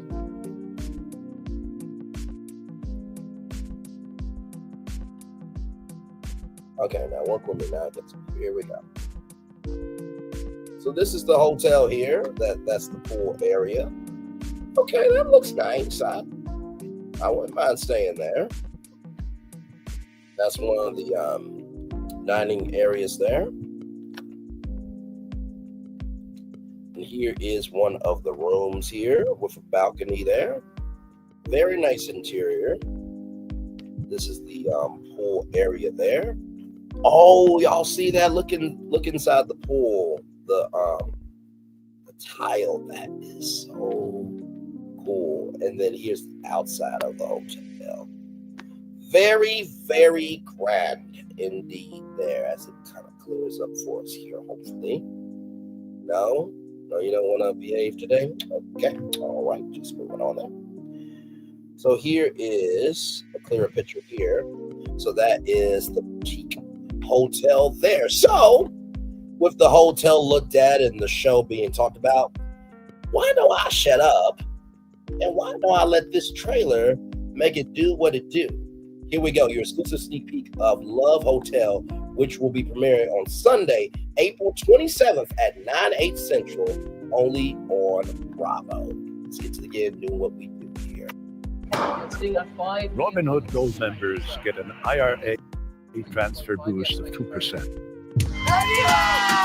I'm gonna date multiple people. This isn't some sex hotel, is it? Welcome to the Love Hotel. I will be your love concierge, and I'm checking in 4 Real Housewives whose love lives are more disaster movie than rom-com. Please don't let it be about Tom. You have a boyfriend and a wife. He said 6 or 7 babies, mama. If it happened on your watch, Nobody deserves to be cheated on. But that's all about to change. Please, Lord, give it somebody. Gentlemen, come and meet short ladies. Oh my goodness. They're established, they're successful, they're all hung like bolo. The men have gone to the Love Hotel. Waves of men will visit the Love Hotel, but the ladies decide who checks in. Here, player, take my key. And by the end of their stay, they won't be checking out alone. I'm really working on my daddy issues. At 60 years old, I'm gonna date multiple men, darn it. That's darn it. Booty call. Just a little hump. A little hump. Did you kiss him? Yep. But it's not that good. Wait, you really? Get your husband, girl. Whoa. Who will your heart? Pack your bags and check in to Bravo's Love Hotel, April 27th on Bravo and streaming on Peacock. All right now, that should be interesting. Okay then. Yes, indeed. Hello, gorgeous Braylon. My thoughts, everyone in chat. Can't say I dropped by to say God bless. Thank you very much. It's good to see you. I hope all is well. Yes, indeed. And listen, I know that most of my subscribers have real lives. I know that there has been some there's been some bumps along our highway, but just know my real relationship with all of you is not determined by how much you are here.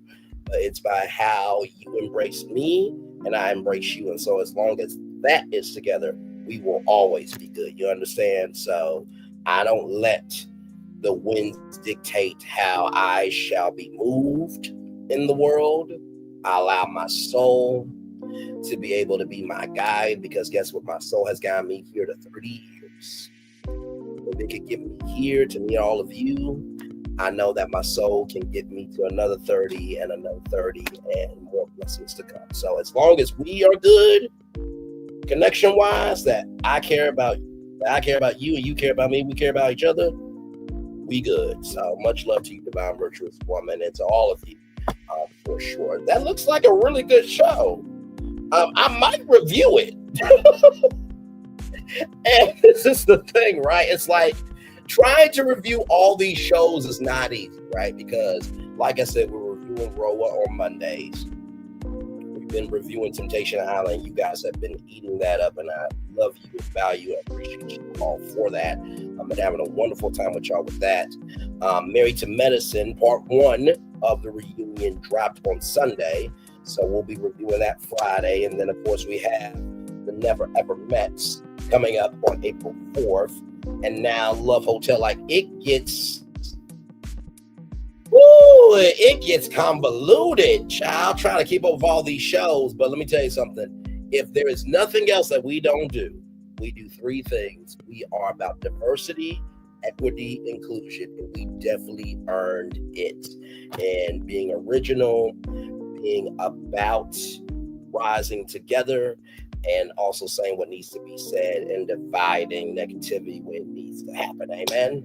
Amen and amen. In Jesus' name, yes, yes, yes. Amen, amen.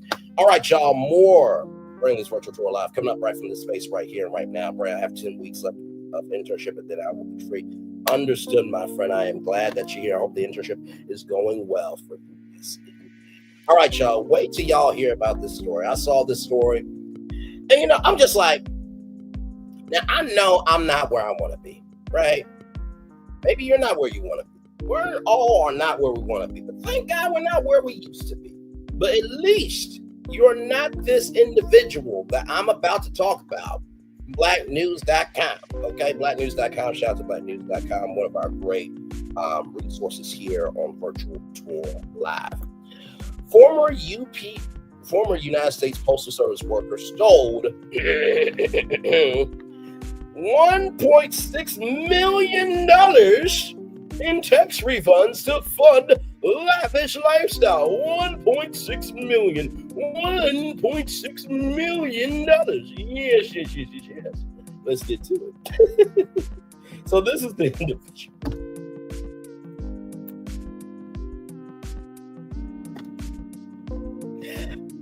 I am laughing because, like I said, $1.6 million for a lavish lifestyle. Wait till you hear what he did with this tax refund for $1.6 million. By the way, can I get a tax refund for $1.6 million? And by the way, before the IRS says it can't happen, we all saw President 47's tax return, and it was in the millions.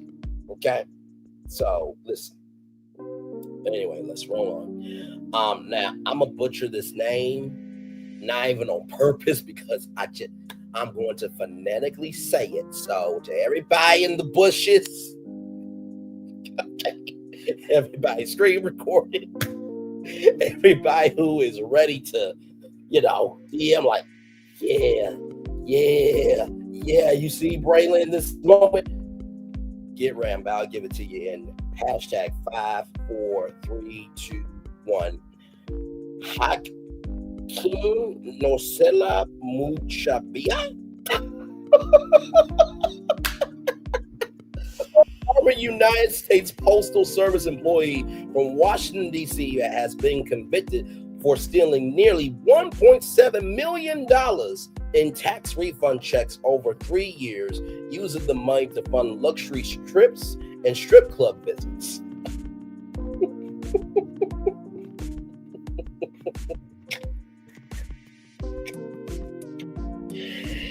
Oh, he went to Chucalissa, Mississippi, down in the valley where the girls get naked. If you want to throw, then you can shake it. 1, 2, break them. 3, 4, rake them. Big noise, everywhere. He went to the park. Then he went to Magic City. Then he went to the Bunny Ranch. He went to a couple of Hooters restaurants. He went to Temptation in Cancun. He went to a couple of nudist beaches. Oh, this brother right here had himself a time, child. He had himself a time. Oh, my Lord Jesus, he had himself a good time. He faces decades in federal prison when sentenced in August. Muchiba, 44 years old, used his position as a postal worker to steal almost 100 U.S. Treasury tax refund checks from his mail route. He altered the checks, replacing the recipient's name with his own, and deposited them into 7 bank accounts under his control. Investigators found 98 stolen checks, totaling $1,697,909.52, including one deposit of $415,173.53.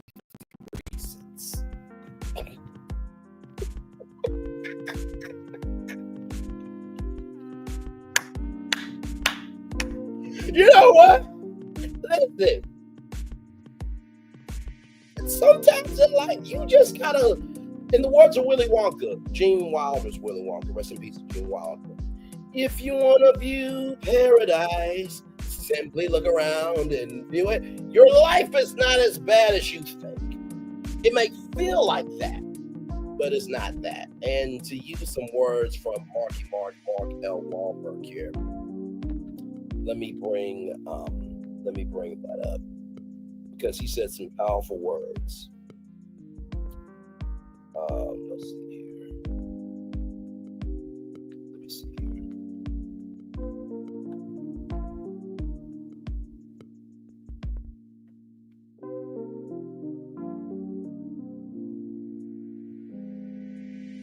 Give me a moment, y'all, because there were some powerful words here.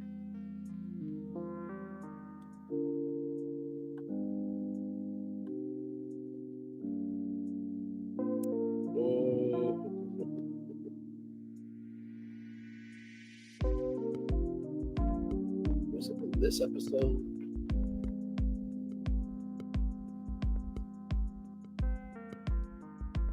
I'm trying to find the statement. Basically, what Mark L. Wahlberg said was, you may feel broken, and you may be going through things that may hurt, but you are not broken. And I sincerely appreciate Mark L. Wahlberg saying those words to Taylor, because I feel so many times in life that when we are going through something, we feel like life is over. Oh my God, I did this, that, and the third. Hey, you know what? A little Google search would be like, oh my Lord. You know, maybe, just maybe,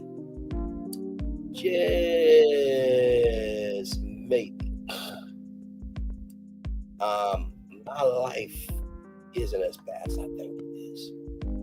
And everything is in the eye of the beholder. And so what I have come to realize in life is that there are some people that they are closer to their ending of their life than at the beginning of their life. And that doesn't necessarily mean physically, right? That doesn't necessarily mean physically.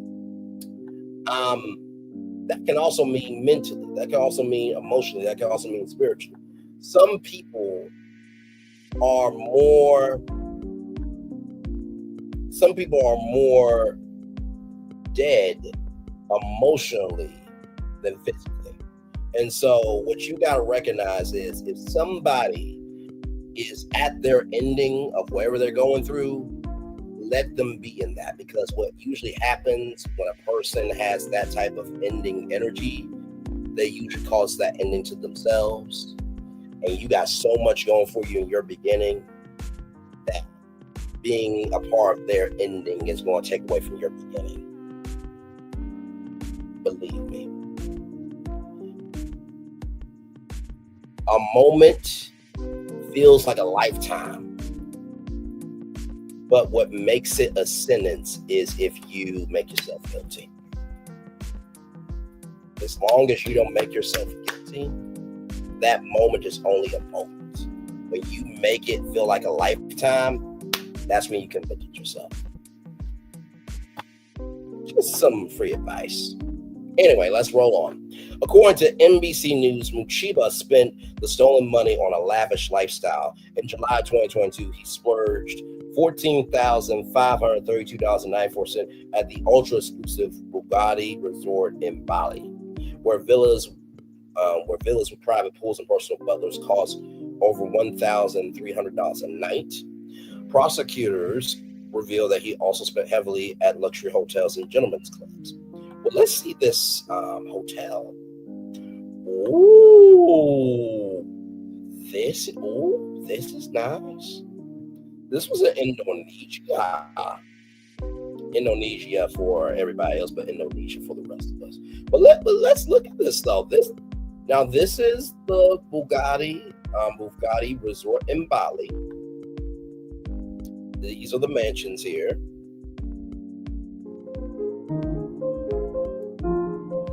This is very nice. That's a whole in Pittsburgh. That's like a train car. That's the mansion. Oh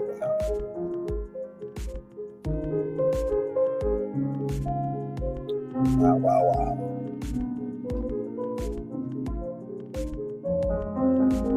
Oh my Lord. Yeah, that's nice. I mean, now that looks like that's for a massage, obviously. And look at that. You imagine eating breakfast, lunch, dinner, your spouse on that table. Just do what you want to do, okay? Listen. Get some 7th Avenue lemon scrub. Thighs and all. Listen. Anyway, moving on. And for you ladies eating a lemon cream stick donut, yes, you can guess what I'm trying to say there. Here is the pool.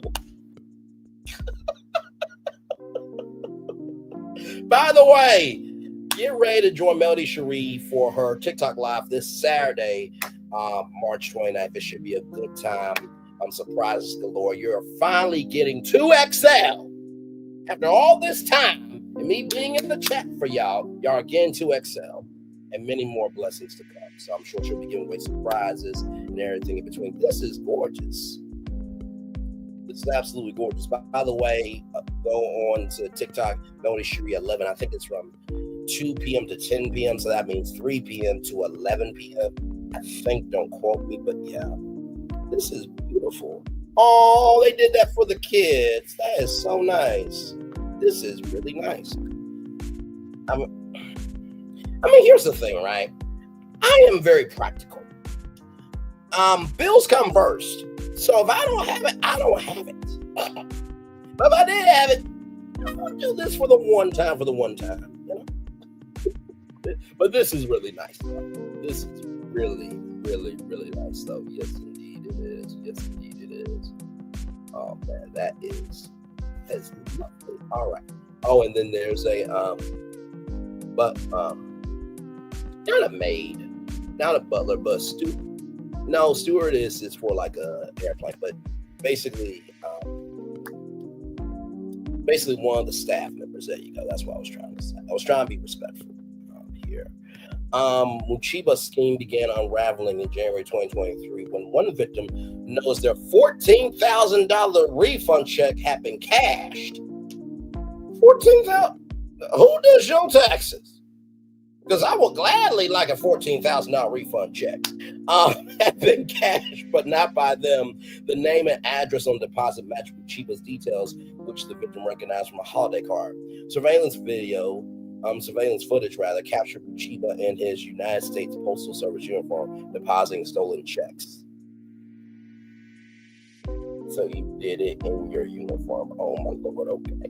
Bank records further confirmed the fraud. He was indicted on 20 counts, including mail theft and bank fraud. Now convicted, he awaits sentencing in August, where he could face decades in prison. Wait, Braylon, I have something to say.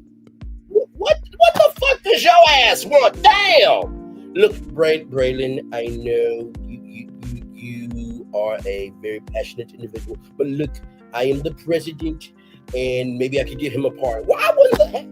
Oh, you know what? You're a convicted felon. He's going to be a convicted felon, so y'all just fly high together. Right? First of all, there is an accusation. I don't like being accused of things, and if it's true. So how do you feel about Vanessa, your former daughter-in-law, dating Tiger Woods? Look, Tiger is a good black. Me and him both know how to use metal objects of heavy energy and swing balls hard and strong. Okay, you know what? Get the fuck off the show. I'm so sorry, y'all.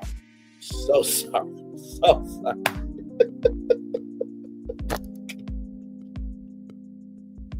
But there you go, y'all. At least your life isn't that bad where you committed fraud and you have to potentially go to prison for 20 years. Your life ain't that bad. All right, rolling on to our final destination for the evening, y'all.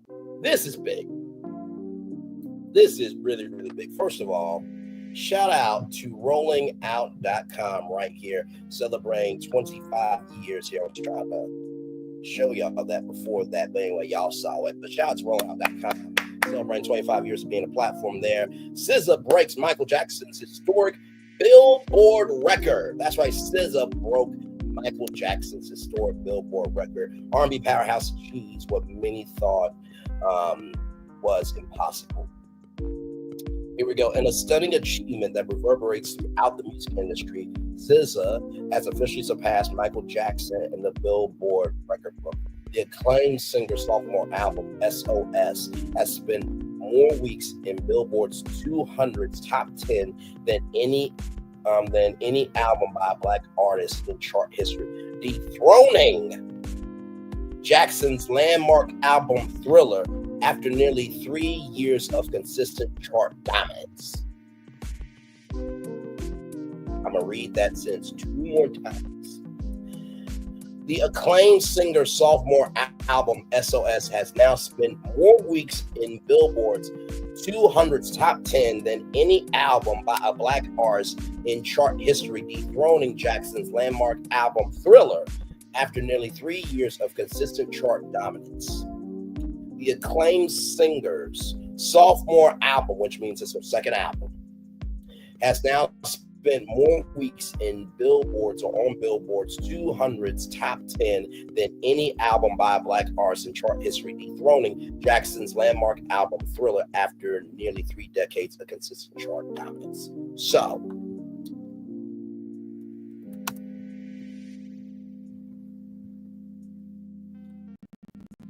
let's bring that up here. So 1982, right? 1982 is when it was the year it was released. 1982 to 2025 is how many years? Y'all,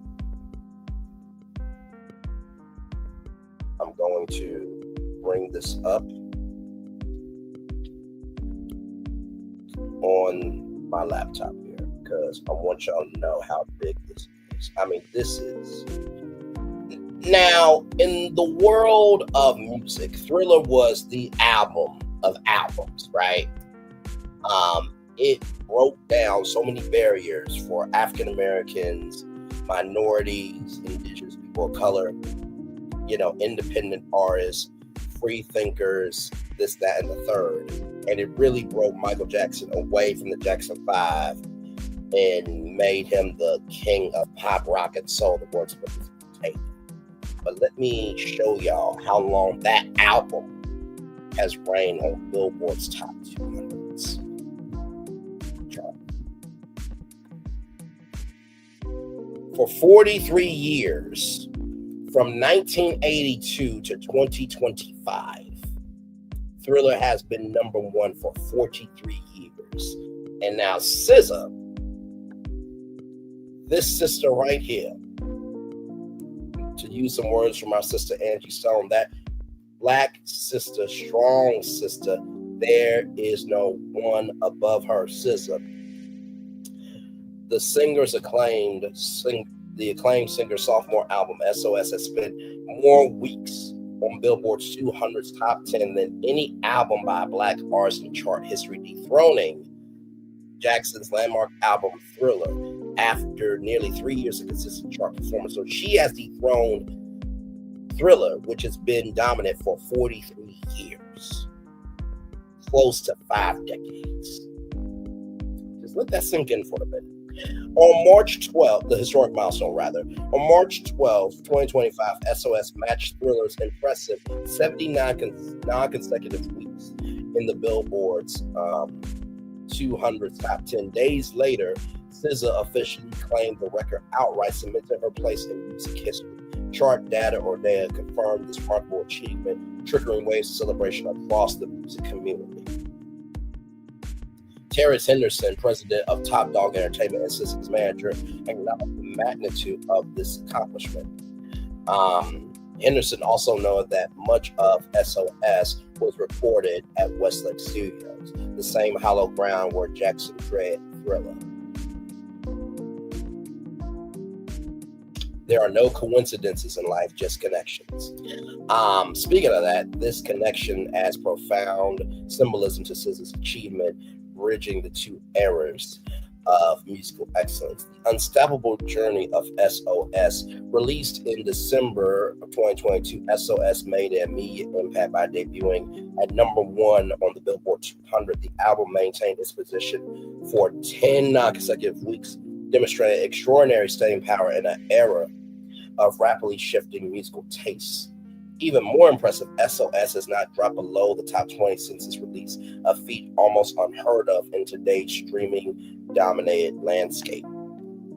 The album's commercial resilience was further validated when it placed number 6 on Billboard's year in albums chart for 2024, proving its relevance remained strong years after release. This consistent performance defies industry norms, where even successful albums typically experience significant chart decline after their initial promotional cycles. Breaking down the success factors, several elements have contributed to the unprecedented longevity of SOS. Production excellence. The album's sonic landscape offers a blend of contemporary R&B with experimental production techniques, creating a timeless quality that continues to resonate with listeners. Thematic depth. SZA's exploration of vulnerability, self-acceptance, and personal growth gives SOS a emotional resonance that transcends passing trends. Strategic promotion. The release of singles from the album has maintained public interest, with tracks finding new audiences through social media long after initial release. Critical acclaim. Positive critical reception has validated the album's artistic merit, encouraging new listeners to discover it well beyond its release window. Cultural impact. The album has become a cultural touchstone, referenced across media, influencing fashion, language, and broader pop culture conversations. Comparison to Jackson's achievement. What makes SZA's accomplishment particularly noteworthy is the dramatically different landscape compared to when Jackson set his record. Thriller dominated during an era during physical album sales and limited entertainment options. That is facts. SOS has maintained its chart presence despite competing for endless stream of new releases, short attention spans, and algorithm-driven listening habits. This contrast highlights the extraordinary nature of SZA's achievement. While Jackson's Thriller benefited from massive cultural moments like the revolutionary Thriller music video, SZA has sustained her success through consistent musical quality and authentic connection with her audience. The road ahead. As SOS continues its historic chart run, SZA is expanding her presence in the industry. She will join Kendrick Lamar for their much anticipated GNX tour beginning April 19th in Minneapolis. The duo previously collaborated during Kendrick's Super Bowl halftime performance in February, performing All the Stars and Luther to widespread acclaim. This pairing of two of music's most critically respected artists promises to be one of the year's most significant tours, potentially extending SOS's impact even further as new artists are exposed to SZA's performances. For artists who express this belief at merely tying Jackson's record, surpassing it represents a defining moment in her career. The continued success of SOS demonstrates that authentic artistry can still triumph in an industry often driven by momentary trends. SZA's historic achievement stands as an inspiration to artists everywhere, particularly within the African American music community, proving that creative integrity paired with unwavering dedication can lead to extraordinary record-breaking success. SZA, congratulations, gorgeous, on that. That's a huge deal. And, you know, when we think of Michael Jackson, we think there's no way. There is no way. So the fact that SZA broke that record and that her album was recorded in the same studio, from the same studios that Thriller was made, come on. How can you not celebrate that? And with that being said, we did that in 2 hours, everybody. All the destinations in 2 hours. I'm going to turn off my camera now because we've done the whole show for over 2 hours. Yes, we have. Woo! What a show this evening. What a show this evening. Oh, my Lord. Man, oh, man, oh, man. Talk about excellence. Talk about not giving up. Talk about keep going, because there is more to come. I mean, what could be better than that? Like, SZA broke Michael Jackson's record. Thriller being the longest selling in existence album of all time. Come on. Like, come on. You can't beat that. You simply cannot beat that. There's no way.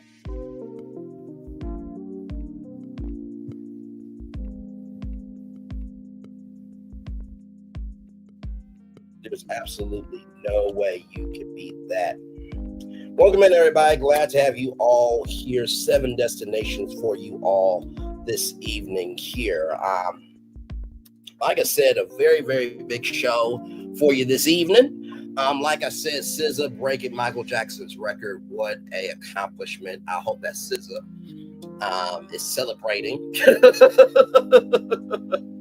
I'm sure that she is, but I'm also sure she is taking this very humbly. Because to achieve any achievement in music is one thing, but to achieve this, anybody can wear the crown, but it takes somebody to handle the weight. In the words of Melody Cherie Rogers. This is a big deal. This is a very, very big deal. And I think it goes to show that the music industry has to give their consumers a little more credit for new voices, new stories, and new ways to be reached. So congratulations to SZA. Very, very well deserved there. That United States Postal Service worker who did that fraud, I cannot. You went to gentlemen's clubs,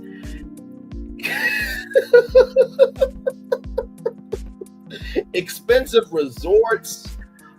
I mean, you really lived it up. You really lived it up. You almost stole 100 U.S. Treasury tax refund checks. Like, oh my Lord, that's just uncouth. That's disrespectful. That's just out of line. Oh my Lord Jesus, that was just crazy. And then, of course, Garcelle Beauvais leaving the Real Housewives of Beverly Hills. Sometimes in order to go to the higher that's waiting for you, you have to leave the lower that's available. And Garcelle Beauvais is probably the most famous one on that show, besides Miss St. John, who is a marketing genius, was the chief marketing officer of Netflix and Uber and Live Nation, and just on and on and on and on and on. So those two ladies will be just fine. Everyone else, I don't know them, don't have to know them, and God bless them on their journey. Bravo with Love Hotel. It looks interesting. It seems like Queen's Court a little bit to me, but it seems like it also has its own energy. So that should be interesting. That'll be coming out on Sunday, April 27th at 9/8 Central on Bravo. And then the government, Lord Jesus. Peter Hesh texting out war plans to the editor of a top media platform is beyond ridiculous, beyond the pale, and just disgusting. Like, thank God that, it wasn't as bad as it could have been. But like, if you would text war plans, what else could happen? You know what I'm saying? Like that's terrifying, right? That we have a nincompoop as president and nincompoops in positions of power. And tomorrow will be some more bull jive, in the words of Shannon Sharp, Uncle Shay Shay. And we're just gonna roll along like it's okay. Like I just don't get this. I sincerely do not understand it. It's flagrantly disrespectful. It is crass, and I just don't like it. I mean, this is almost like how people say, thank God he doesn't have the suitcase to like shoot off what needs to be shot off to, defend our country. Thank God he's not close to that. This was as close to doing that as you could. Napster being sold to Infinite Reality for $207 million. My Lord Jesus. That was an evaluation. I do hope that Napster, diversifies itself accordingly. I think that Napster has a long highway to drive on. The biggest thing is authenticity, diversification, and accessibility. I think if they hit those three areas, they will be fine. And then with the bloggers, fine. It just seems like another day, another wave of junkie diniva disrespecting Black women. But yet people are still going to support that toxicity. Like I said, if it's not cool for a woman to drag a man, it shouldn't be cool for a man to drag a woman. And that's my take on that too. Oh, my Lord Jesus. My Lord, my Lord, my Lord.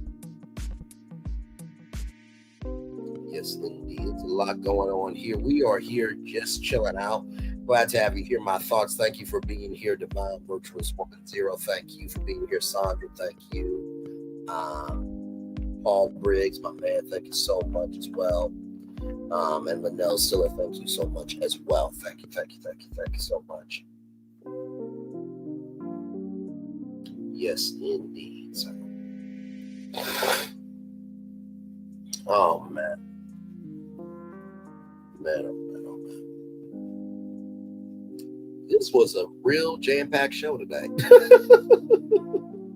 Like I said, of course, tomorrow morning we'll have an all-new show for you, New Destinations, of course. And then we'll be talking about Temptation Island at 6 o'clock. And then Thursday, Temptation Island. And then, of course, Friday, we'll have a new show at 11 a.m., Married to Medicine. And I think I might do episode 9, maybe on Temptation Island Friday. And then Sunday, we will finish it off with episode 10 and see where all these couples end up on this wretched island. But yes, indeed. So.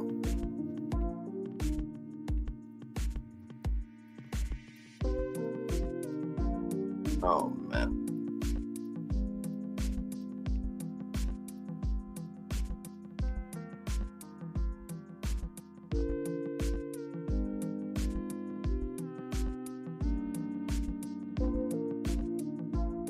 Yes, indeed. 3 people in the building. Thank you all so much. Appreciate each and every single one of you. I hope that you had a wonderful, wonderful, wonderful day full of light, love, and positivity, of course.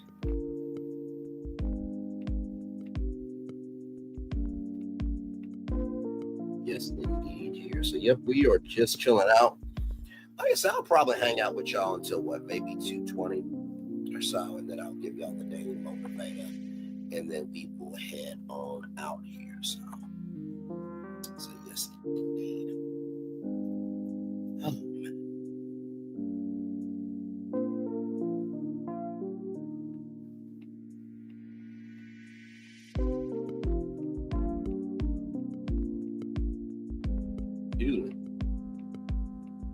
So I guess if I had a question for y'all, which destination did y'all like tonight? I mean, we went from bloggers fine to SZA breaking Michael Jackson's record. I mean, a little bit of variety as we often do around here. Yes, indeed we do. Oh my Lord Jesus. Like I said, I think the one that really kind of got to me was the bloggers finding, because it was just another day of somebody being a hater and showcasing they have nothing going on.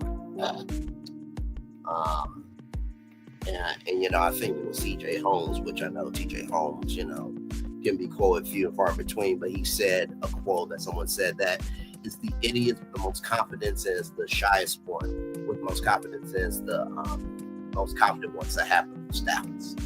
And I definitely do agree with that statement for sure. So yes, indeed. So yeah. Oh my Lord Jesus. Man.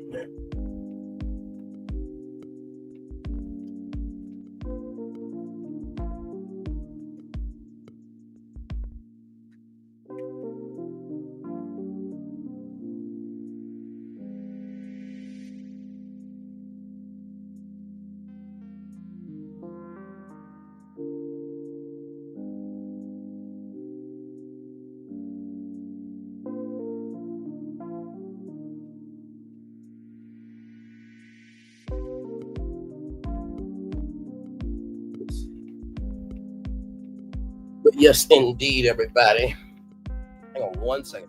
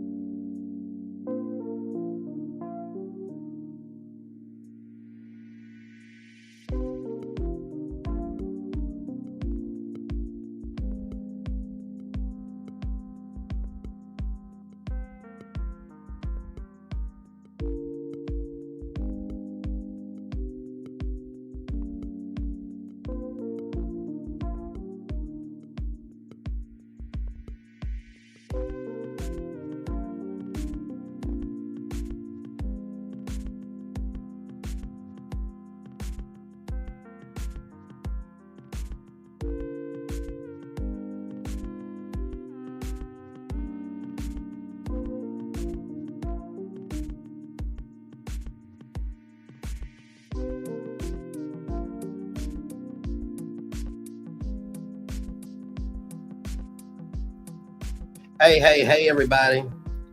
Welcome in. Glad to have you here. Glad to have all you here. We are just chilling out, and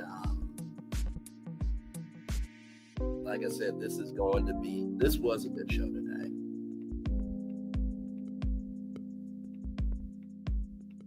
This was a very, very good show.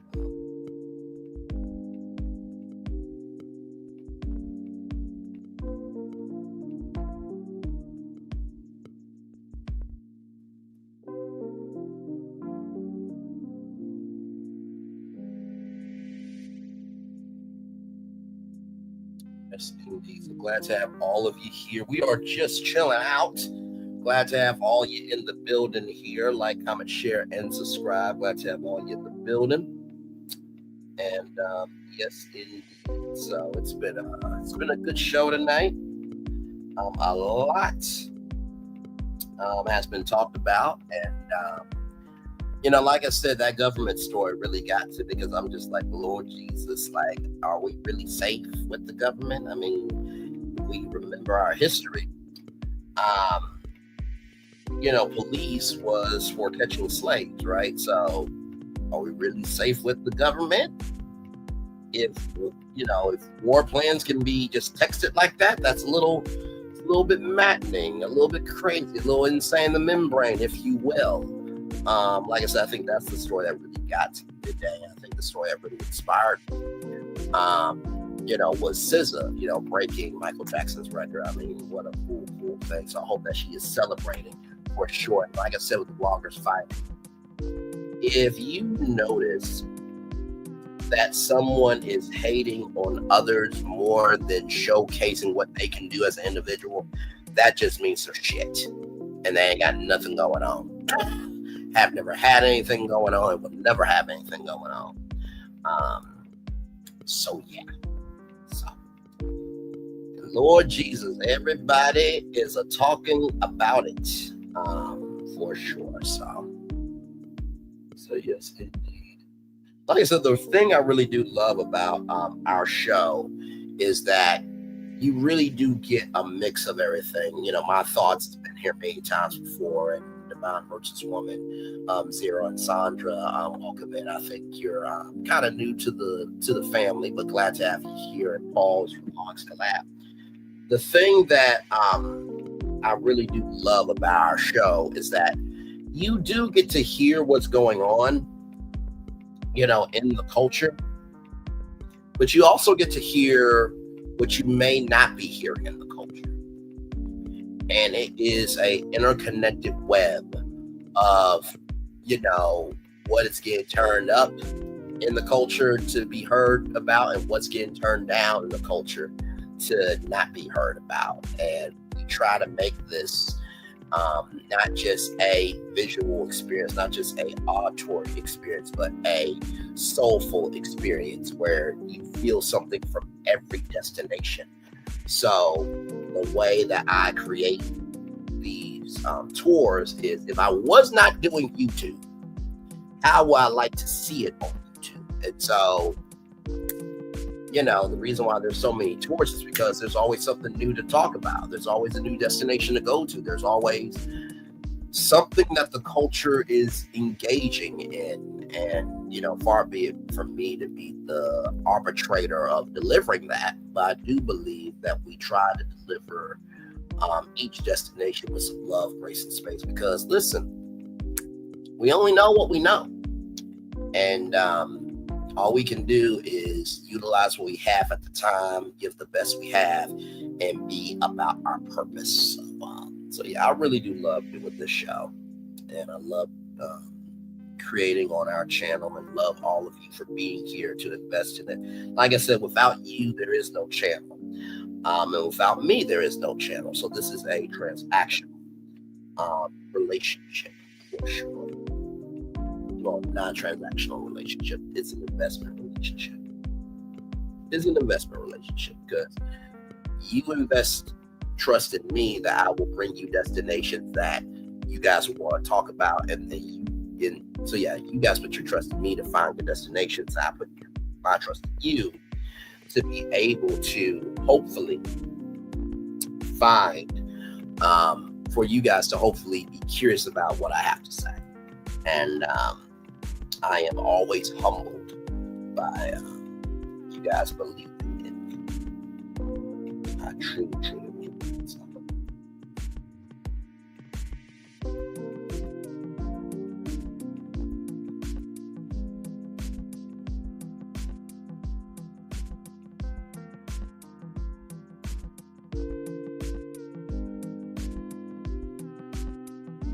Yes, indeed. So, yep, we are just chilling out here. Glad to have all of you here. I'll stay here with y'all for maybe 5 more minutes. And then I will give y'all the daily motivator. And then we will head on out. This was a good show tonight. It really was. I hope you guys enjoyed it. And man, what else is going to happen this week? God only knows. And that's because God really does only know. Yes, indeed. Now, of course, as you guys know, Beyond the Gates reviews are happening every single day. Like I said last night, I was just taking some time out from me. And I was like, okay, I didn't get y'all reviews, so let me get it up for y'all this morning. So hope you guys enjoyed episode 19. Episode 20 should be up. And by the way, if you're wondering why they are up now instead of last week was March Madness. So that is why. So yes, indeed.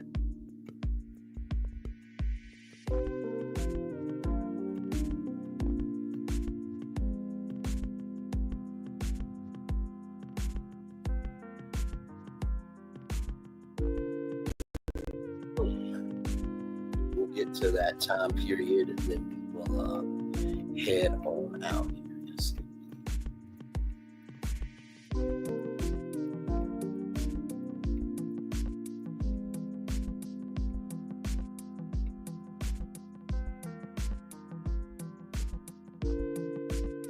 Excuse me, sorry.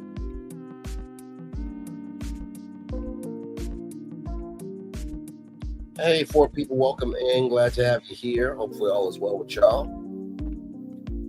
Just to hear chillaxing.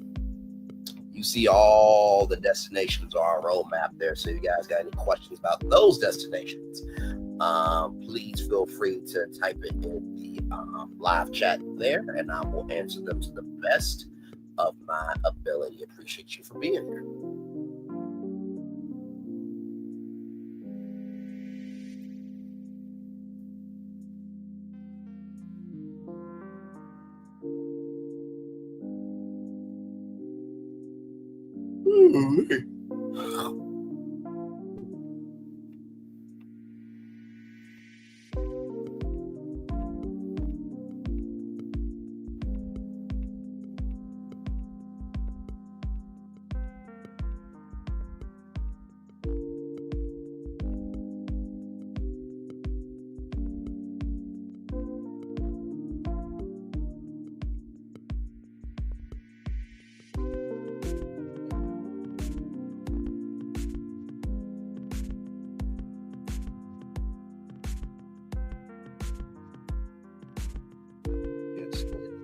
Hey, 4 people, welcome in. Glad to have you here. We are just a chillaxing. Glad to have you here, everybody.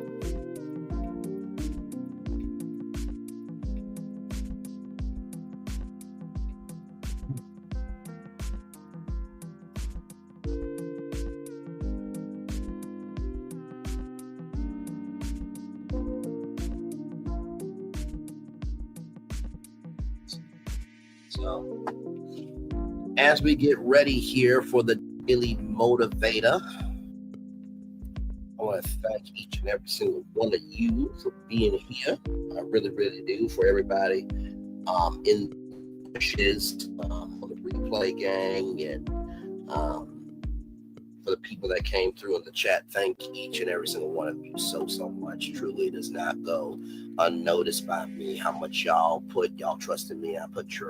I trust in you. So thank you so much. It really does mean the world to me. Let me get that up for y'all here. Here we go. The beauty of the world has two edges, one of laughter, one of anguish, cutting the heart asunder. Virginia Woolf. Ooh, very deep quote there. It's time for the Daily Motivator for Tuesday, March 25th, 2025. Ocean of reality. And the world is a good place to be. Spend plenty of time there.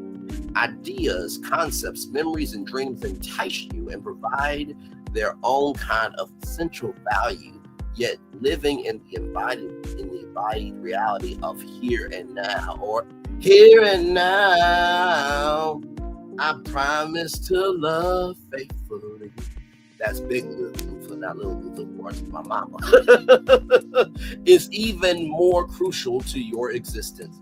Reality always serves as a source of great richness, though it surely holds vexing challenges. It also can deliver unique rewards in every interaction. Your existence is more than a mere abstraction. You have so much to discover, experience, and fulfill in the extraordinary world of which you are a part. Think your best thoughts, make your best plans, dwell on your most treasured values, and then put those thoughts into action and bring their good consequences to life. Boldly set sail each day on the deep, wide, demanding, and energizing ocean of reality. You have some amazing destinations to reach. Ralph Morrison. Really, Ralph Morrison, really destinations and Brainley's Virtual Tour Live going to the highest destinations that people travel to on social media. Okay, Ralph, let's get into it. Ocean of reality. Wow. You know, this one really is a deep one. When I think about ocean of reality, I think about the realities that we are going through and the realities that we're viewing, right? So, like for the Real Housewives of Atlanta, we were at the end of the show, and we were with La Renee Creole, and we were looking at that ocean of reality of Disney.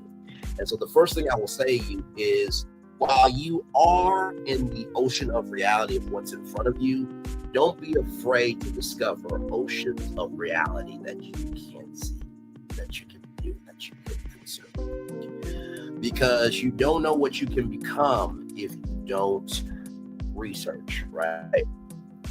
And exposure is the key to everything. You don't know if you can do more if you don't go find out that you can do more. That's the first thing I'll tell you about ocean of reality. The second thing is you have so much to discover, experience, and fulfill in the extraordinary world of which you are a part. Everyone contributes a verse to this great play called life.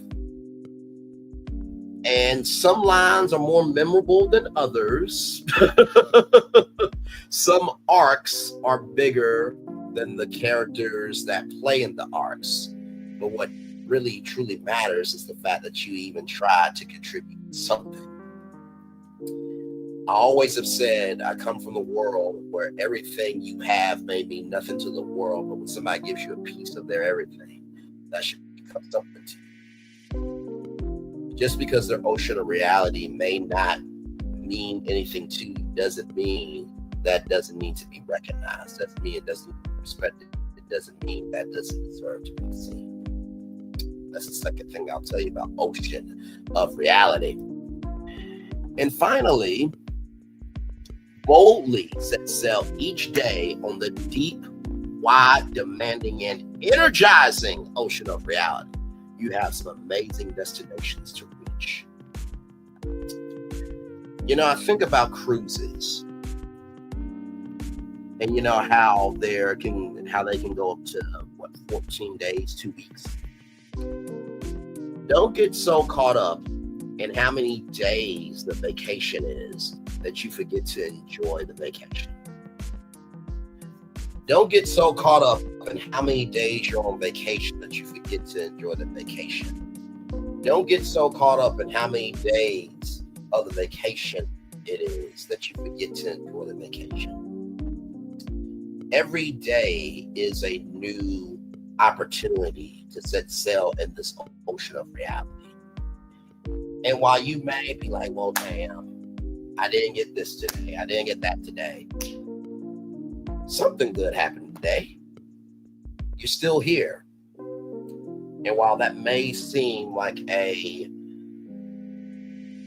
round-the-mill statement, think about this. Somebody,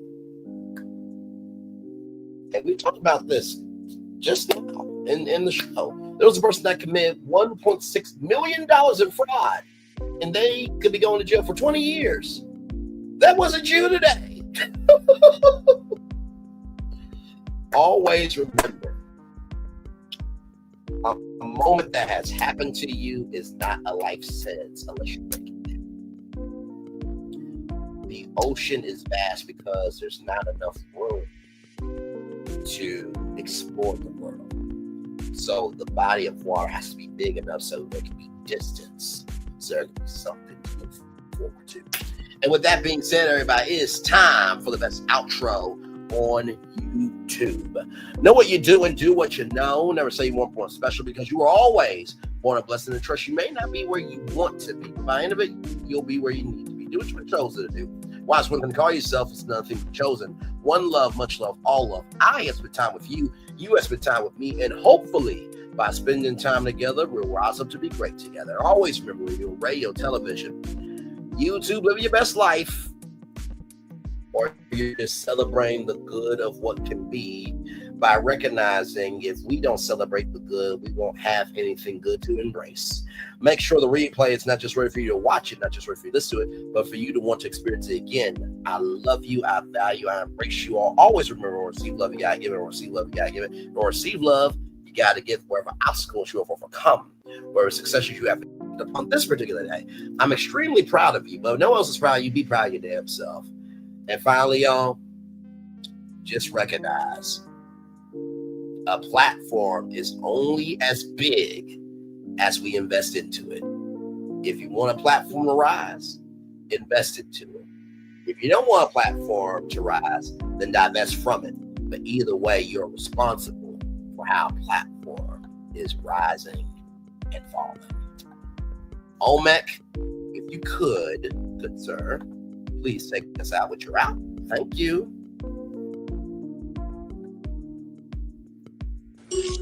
You could start by running to the room of 3 gargoyles. Push in the right tongue, and a door might lead you down a staircase into the wall climb.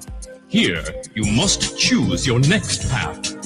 You could race up to the observatory, spin the sundial, and pass into the room of the golden idols. Once there, push down on their bases to release the doors. That may take you below or lead you into the shrine of the silver monkey. Assemble the statue there, and you may be headed for the torch room. If the elevator is up, you could jump into the elevator and descend into the mine shaft. You might climb up the ladder or plow through the stone wall. Find the key, and it may unlock the tombs of the ancient kings, allowing you to climb into the spider's lair. If you escape, you may have a chance to sit upon the throne of the pretender. If the correct door is unlocked, you'll be able to crawl into the pit of despair and finally make your way through the cave of sighs back to the temple gate. The choices are yours and yours alone. Good luck. Thank you, good sir Olmec. The choices are yours and yours alone. Remember that always. And if you don't know what to pray for, if you do not know what to think about, and if you certainly don't know what to put your focus on, utilize the alphabet prayer. My mom gave me that, and basically the prayer goes like this: God, rearrange the letters of the alphabet to make out exactly what I need to say to you. And recognize that even if you're crying, even if you are in silence, God understands that that's language too. Commercial break and fireworks coming your way for the day that was, for the day that's to come, and for the blessings on the way for you, me, all of us, as a society, as a people, and as a culture. I feel the love, and I send it right back to you. Good night, everybody. Love you all. Bye-bye.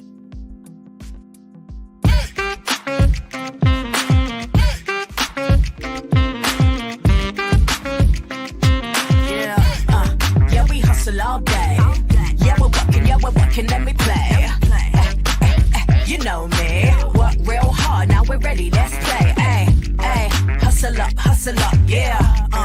Ready, set, let's go, yeah. Hustle up, yeah. Ready, set, let's go. Turn it up, turn it up, turn it up, turn it up a little louder. Now get low, get low, get low, get low. Come on, drop it to the floor, yeah, drop it to the floor. Turn it up, turn it up, turn it up, turn it up a little louder.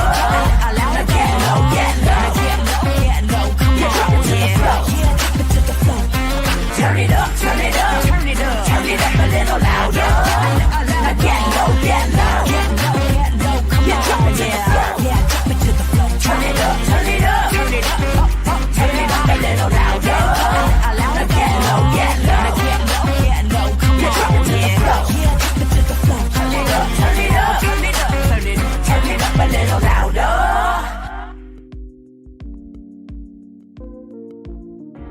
Things have been a little quiet around here. We've missed the fun, we've missed the excitement, we've missed the entertainment, we've missed the nightlife, but most of all, we've missed you. We're getting ready. Caesar's Rewards. We can't wait to welcome you back.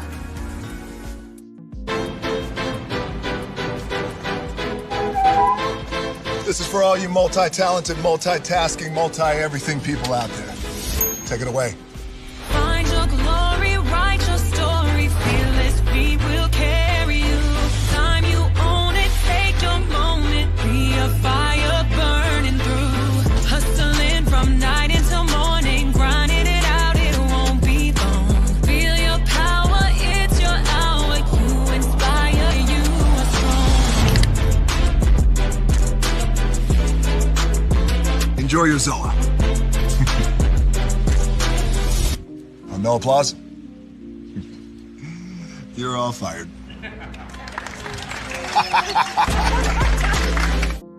Now that you've reached the stage in your life where quality television is important, Nubian TV is a black network that speaks to your lifestyle.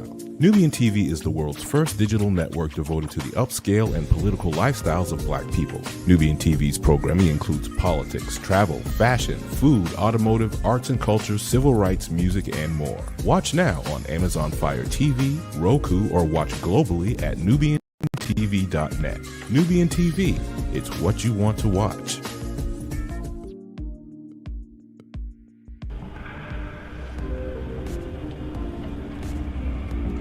I got a question for you. What does this city know about luxury? Huh? What does a town that's been to hell and back know about the finer things in life? Well, I'll tell you, more than most. You see, it's the hottest fires that make the hardest steel.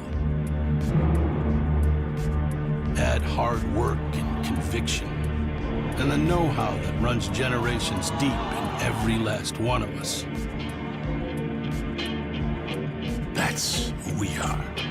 That's our story. Now, it's probably not the one you've been reading in papers, the one being written by folks who've never even been here and don't know what we're capable of. Because when it comes to luxury, it's as much about where it's from as who it's for. Now, we're from America, but this isn't New York City, or the Windy City, or Sin City, and we're certainly no one's Emerald City.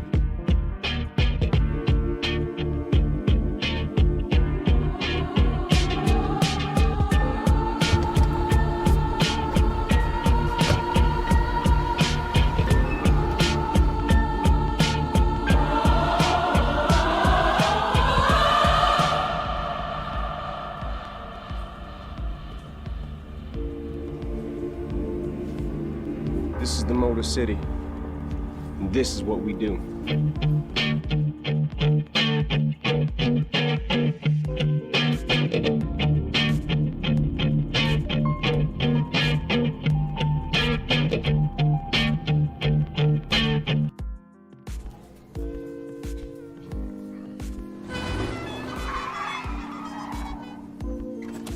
Come with me if you want to live a more delicious life. Oh, maybe we should get in the van. In this world, we don't get to control much. The past, male pattern baldness. Leggies. Got one right now.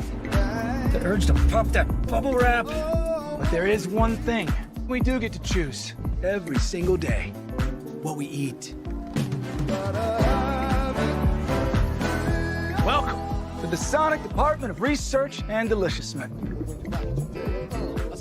We have everything you want, didn't know you wanted, and some things you didn't know were possible. Because we believe if you're not having fun, you're not living free. So come on, let's live a little. Hey, good morning, America.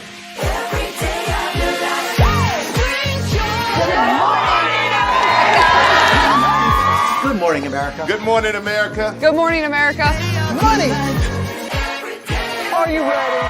They are ready. Covering the biggest events in the country right now. There's a lot going on here. It's always a good time. That's what the show's about. That's good. Really good. Very good. Coming in hot, Jimmy, coming in hot. It's far from elementary. Oh, good morning, America. I'm not going to try to strut like Michael or anything. I have known George a long, long time. Have you ever known him to dance? Sure. Look at that face. You don't just see it, you feel it. I'm in. I'm in. I'm in too. I'll be here. I am here and so happy. I'm in. I'm in too. I'm in. That tells you something when Snoop Dogg's in. Michael, George, Lara, Ginger. Open your eyes. Think of the one place you've always wanted to see.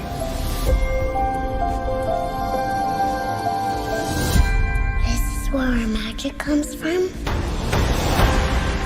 They say if you dream a thing more than once, please, please, please, it's sure to come true. Everything you see exists together in the great circle of life. There are stories about what happened. It's true. All of it. In every job that must be done, there is an element of fun. I told you she was tricky. Life is full of possibilities. What do you want to be remembered for? The world is in our hands, and we gotta do something with it. I just want to say a word of thanks to all the artists, the workers, and all of you. The young and the young in heart. You helped make this dream come true.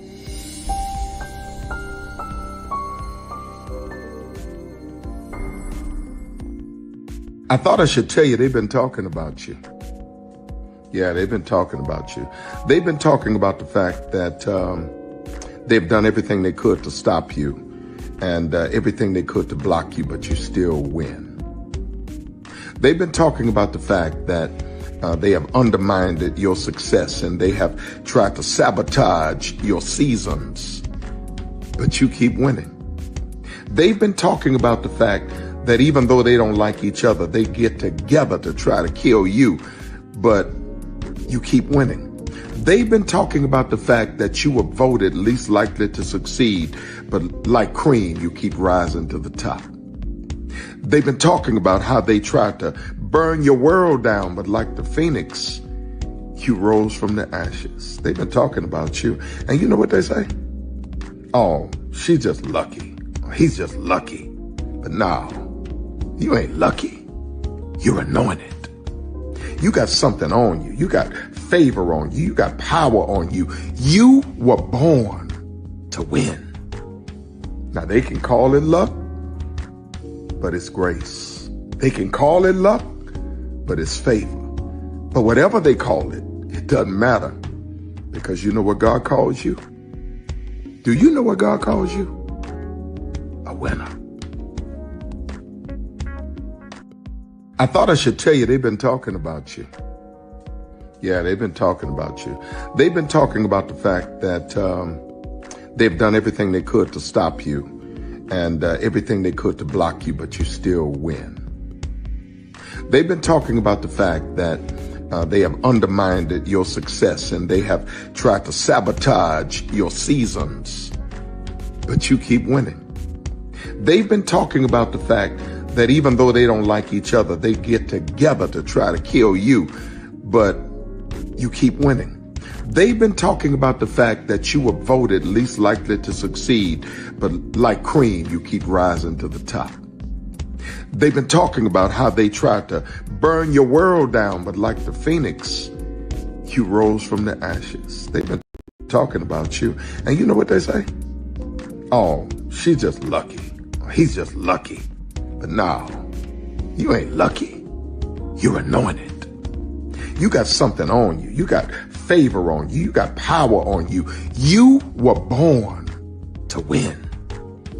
Now they can call it luck, but it's grace. They can call it luck, but it's favor. But whatever they call it, it doesn't matter, because you know what God calls you? Do you know what God calls you? A winner. I thought I should tell you, they've been talking about you. Yeah, they've been talking about you. They've been talking about the fact that they've done everything they could to stop you and everything they could to block you, but you still win. They've been talking about the fact that they have undermined your success and they have tried to sabotage your seasons, but you keep winning. They've been talking about the fact that even though they don't like each other, they get together to try to kill you, but you keep winning. They've been talking about the fact that you were voted least likely to succeed, but like cream, you keep rising to the top. They've been talking about how they tried to burn your world down, but like the phoenix, you rose from the ashes. They've been talking about you, and you know what they say? Oh, she's just lucky. He's just lucky. But no, you ain't lucky. You're anointed. You got something on you. You got favor on you. You got power on you. You were born to win. Now they can call it luck, but it's grace. They can call it luck, but it's favor. But whatever they call it, it doesn't matter, because you know what God calls you? Do you know what God calls you? A winner. Caesar. Just look at him. Politician. General. Author. Ruler. Man.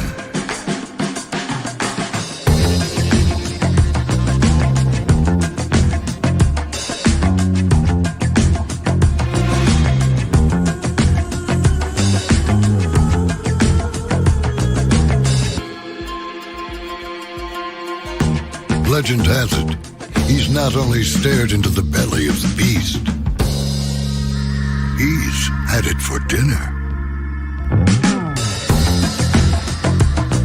Here he's free to relax, or party, or relax, or party, or relax, and party.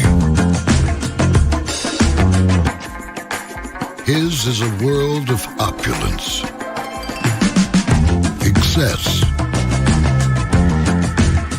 and the occasional impulse buy. Not one to rest on his laurels, he's famous for ushering in a new age of entertainment.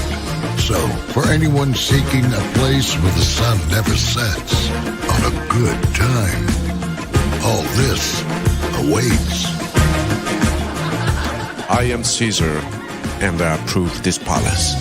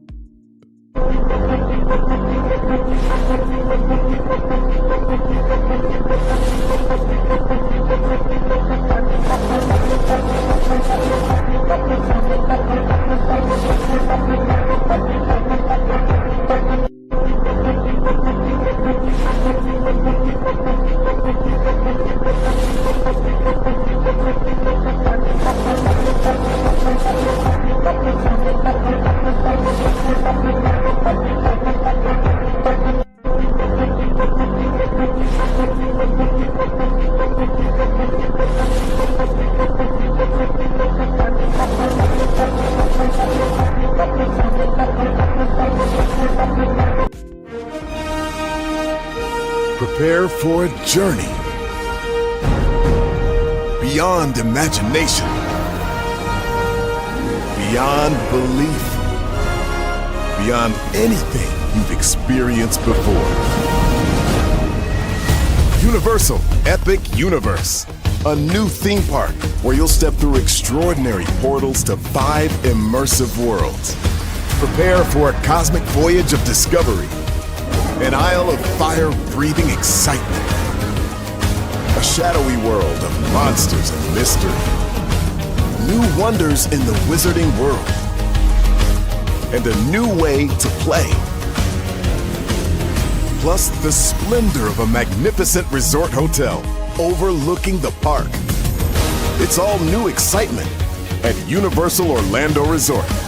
A week's worth of vacation thrills with 4 amazing theme parks, a variety of spectacular themed hotels, and incredible dining and entertainment. It's all at Universal Orlando Resort, where you'll find new adventures every day. Explore the astonishing worlds of Universal Epic Universe at Universal Orlando Resort.